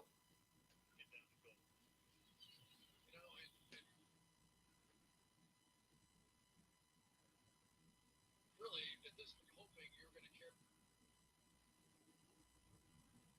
carry some momentum into the next game, right? At least we're seeing a little flip from hope here out of the Texans on the offensive side. Maybe they're still trying to figure out what it is that. All right, tonight Mahomes has 211 yards. Watson has 239. Mahomes has 3 touchdowns, while Watson has 1 touchdown and 1 interception. Watson was sacked 4 times. Mahomes only 1 time. Wow. That's crazy.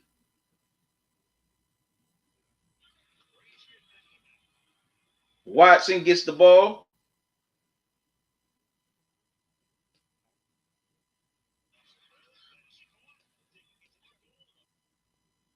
And Watson gets it into DeAndre Carter. And the Texans are at the 1-yard line. As 2:59, as there's 2:59 left to go here in this fourth quarter. Texans, they're trying to carry some momentum in their next game with the Ravens.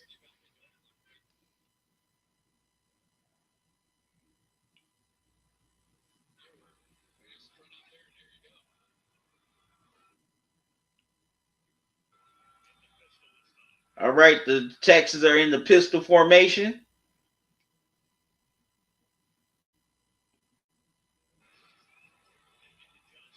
They get it into Johnson. Well, they fake it to Johnson. And Watson takes it upon himself and runs it in for the touchdown. And now it's down to a 2-possession game.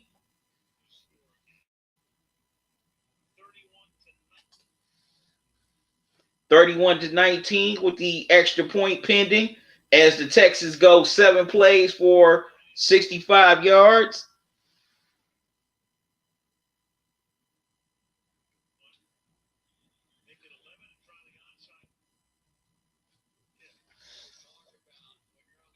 Okay, so the Texans are going to try to attempt the extra point, and they got to and they're going to try the onside kick, and hopefully they can win it so they can get another opportunity to score.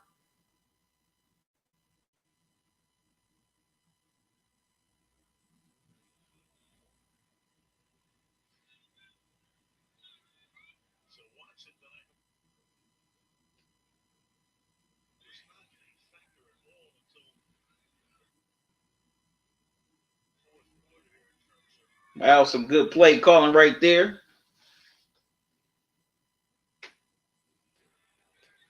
Okay, Fairburn is on to attempt the extra point.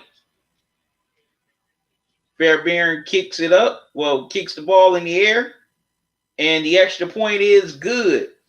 So now it's 31-20 Chiefs. It's down to an 11-point game with a little over 2 minutes remaining here in this fourth quarter.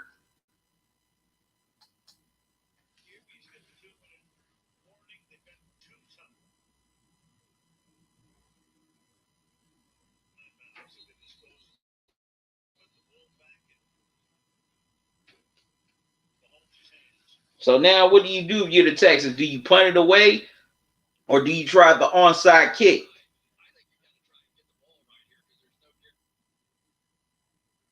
And if I were Bill O'Brien, I would definitely try to get the onside kick. What do you think about the rule that they flirted around with? Making it like it's a 15, send the offense out there. You can pick up the first down, make it, take it. You get to keep going with the ball. I think I like it. I didn't at first, but capturing an onside kick these is tougher than it's ever been with the new rule. Because you don't get the run up. Right. At least before, the kicking team could run up for 4 or 5 yards. Now they have to be 1 yard off. And so you just don't get that running momentum. They're trying to go get the ball. There it is. 2 years ago, only 13%. Okay, the Texans are going to attempt the onside kick.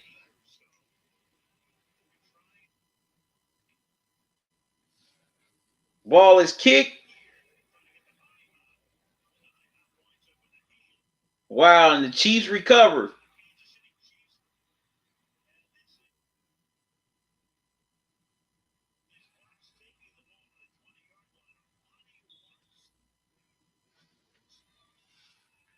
And Amani Waters recovers it.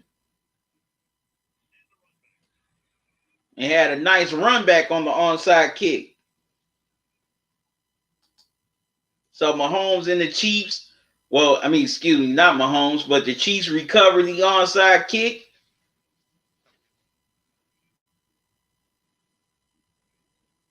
What happens? Because you don't get this running start.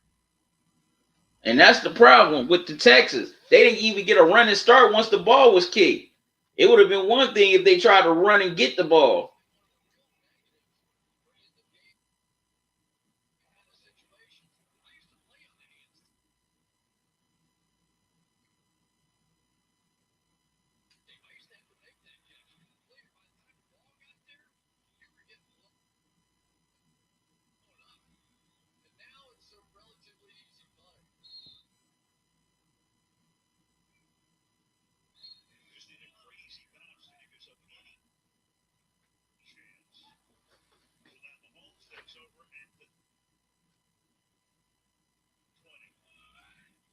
First and 10 for the Chiefs at the 20.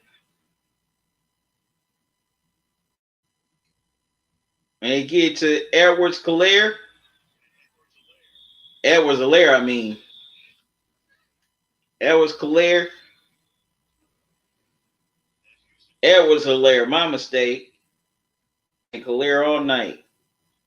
Helaire.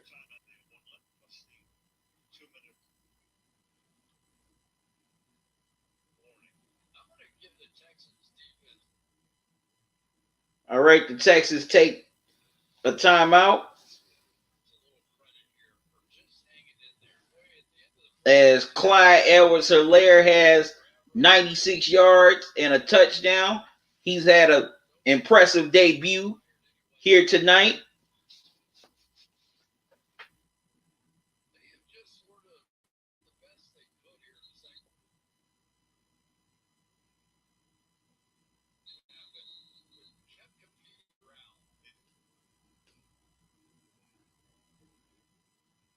And definitely gotta give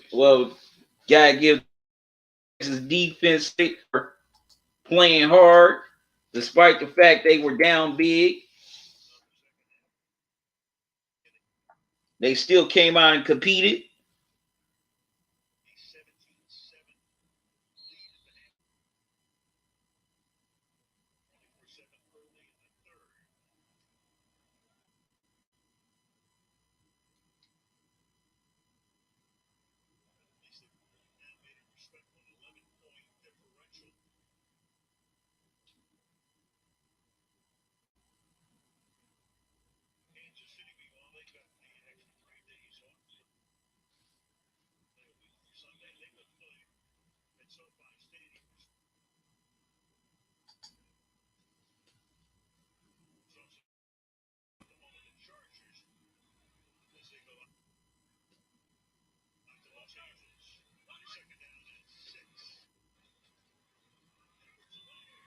They give it to Edwards-Helaire once again.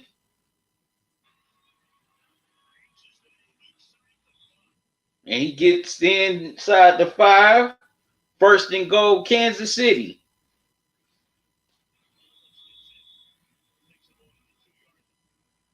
Almost got in.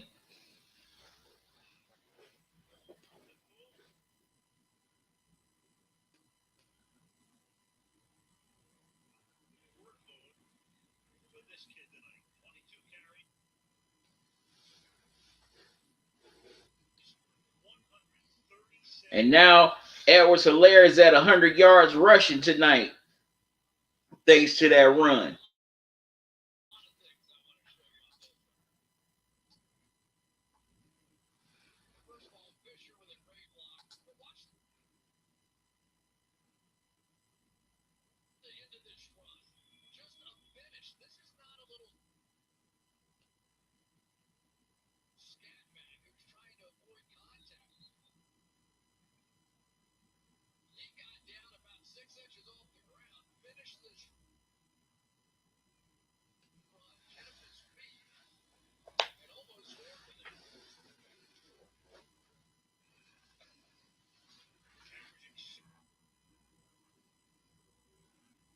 Yards per carry tonight.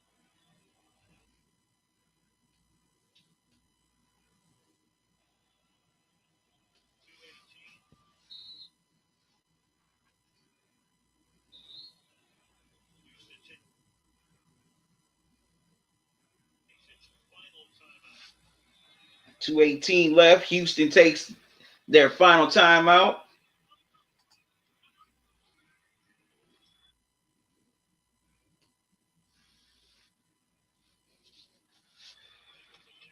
Edwards-Helaire tried to do the spin move, but he gets blown up.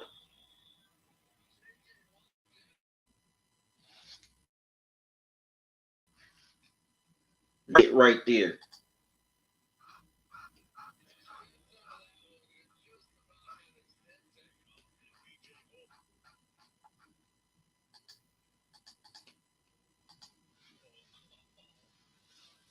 As PJ tackles him. And we're going to go to the 2-minute. And it's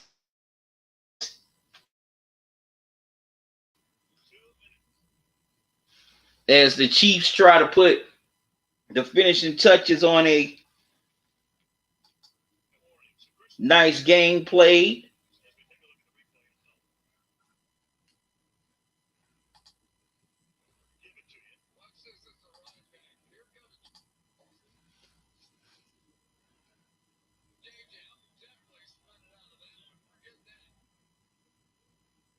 He eludes J.J. Watt, but he couldn't elude 96.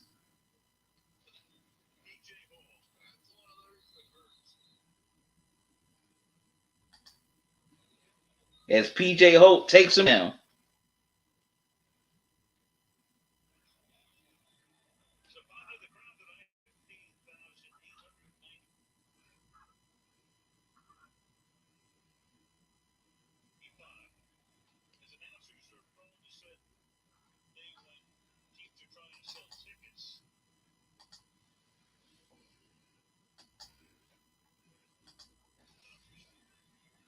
Seats available,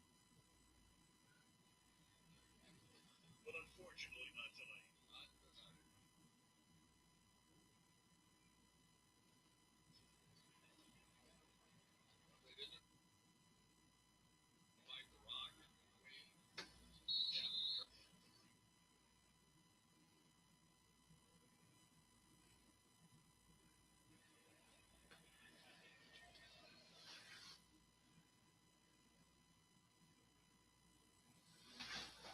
All right, the Chiefs, 2nd and goal.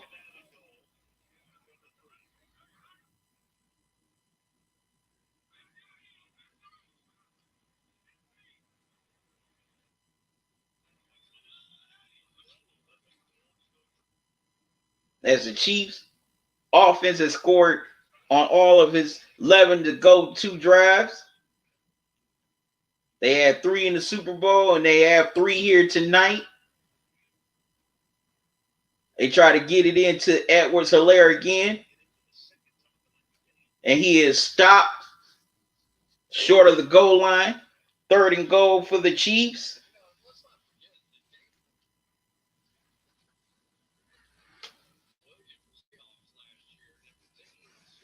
Damian Williams opted out this season. He decided to be in Canada and be on the front line to help fight this COVID pandemic. Salute to Damian Williams.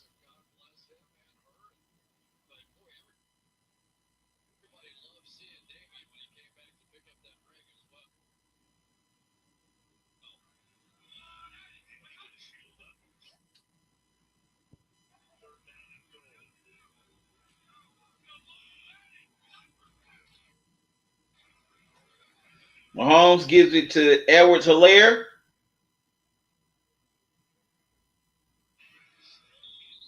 And the Texans defense snuffed out that play. So it's P.J. Holt.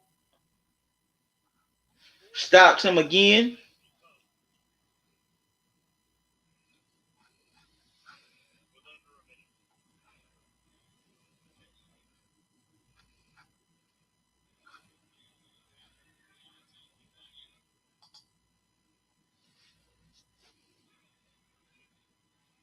So we've got 51 points, 31-20. So Harrison Bucker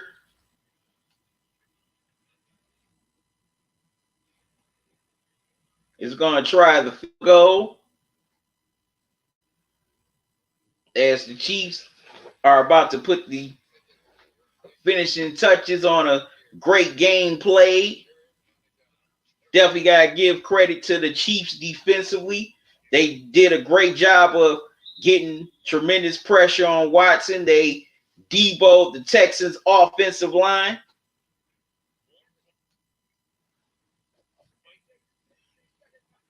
Also, they forced Watson to throw the ball quicker than he wanted to. And the secondary played pretty good. That's anchored by Tyrann Mathieu.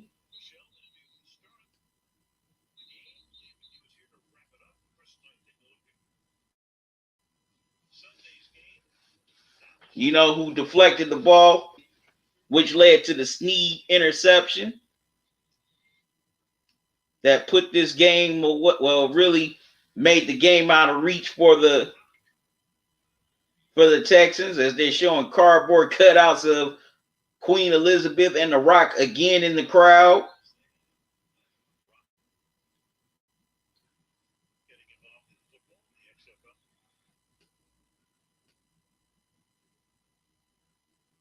And also shout out to The Rock, a.k.a. Dwayne Johnson, as he's the new owner of the XFL. Bucker kicks it up in the air, and the kick is good. 34-20, Kansas City, with 30 seconds left in the game. And the Chiefs, they played very well. You know, Mahomes was Mahomes. Kelsey was Kelsey, but Sammy Watkins, he stepped up here in this game.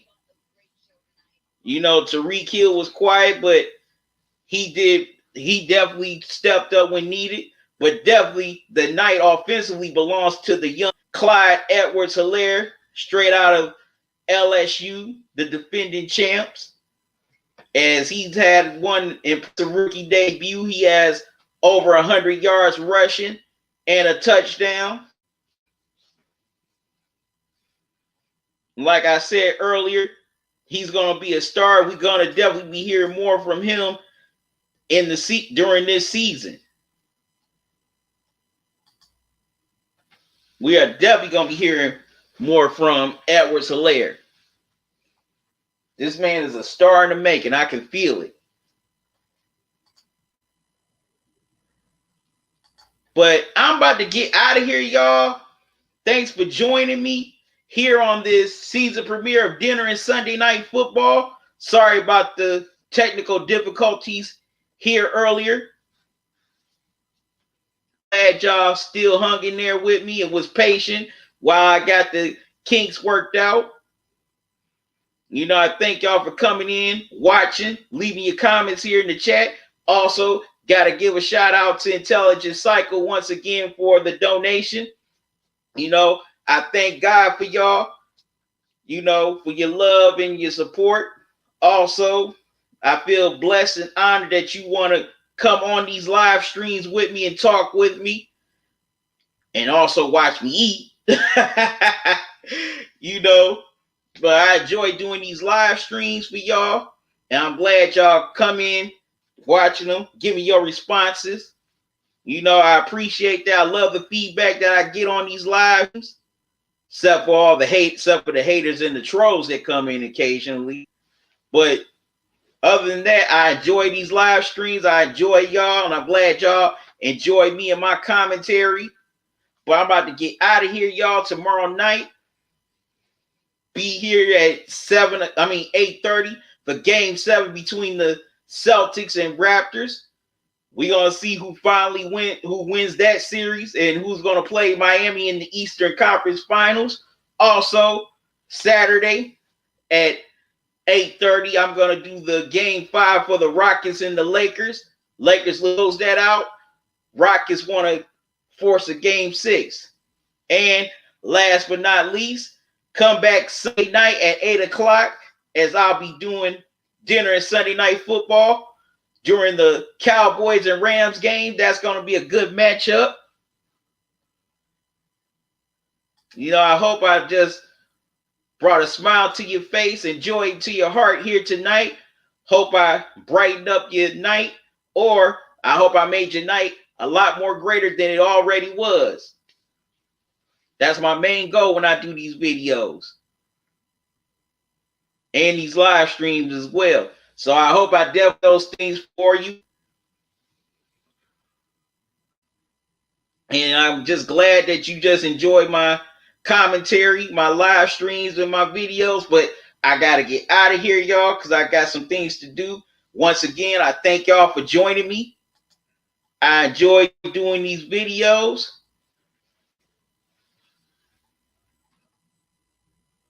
As this game's about to come to an end, the Chiefs are going to hold on and take the opener of 2020, 34-20. So make sure y'all either tomorrow, Saturday, and definitely come back Sunday for another edition of Dinner and Sunday Night Football, as I'll be live streaming during the Cowboys and Rams game. But till tomorrow, y'all have a good one. Oh, also, before I go, make sure you subscribe to the channel. If you're on YouTube, click that notification bell. Click all so you don't miss any new videos or upcoming live streams. Also, you can donate via Cash App if you want to. Let me show you the Cash App cash tag once again. There it is. That's $ Talkin and Grubbin. Also, there's the PayPal email address. You know, instead of me just putting up the link because it expires after a few hours, decided that the email would be a lot more easier.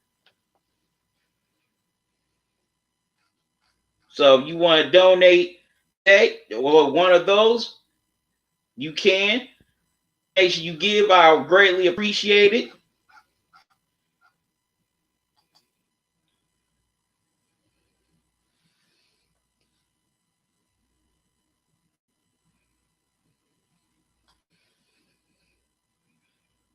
Azzo, thank you for your compliments as always.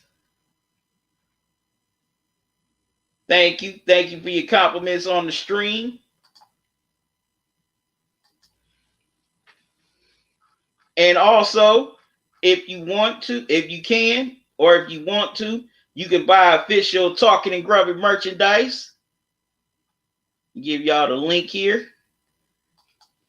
It's on teespring.com, selling t-shirts like this one I'm wearing tonight. Also hoodies, coffee, face masks. Hope y'all can see that.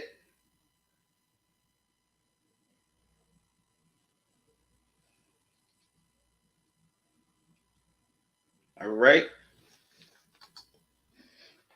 And also I'm offering 20% off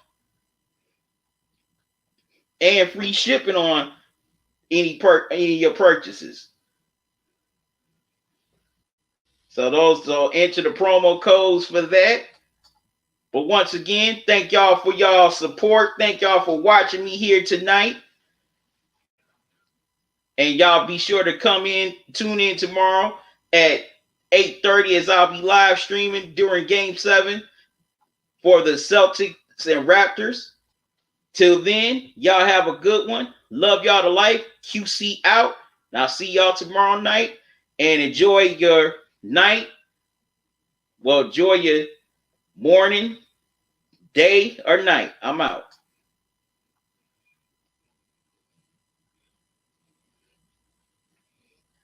And also, before I do get out, once again,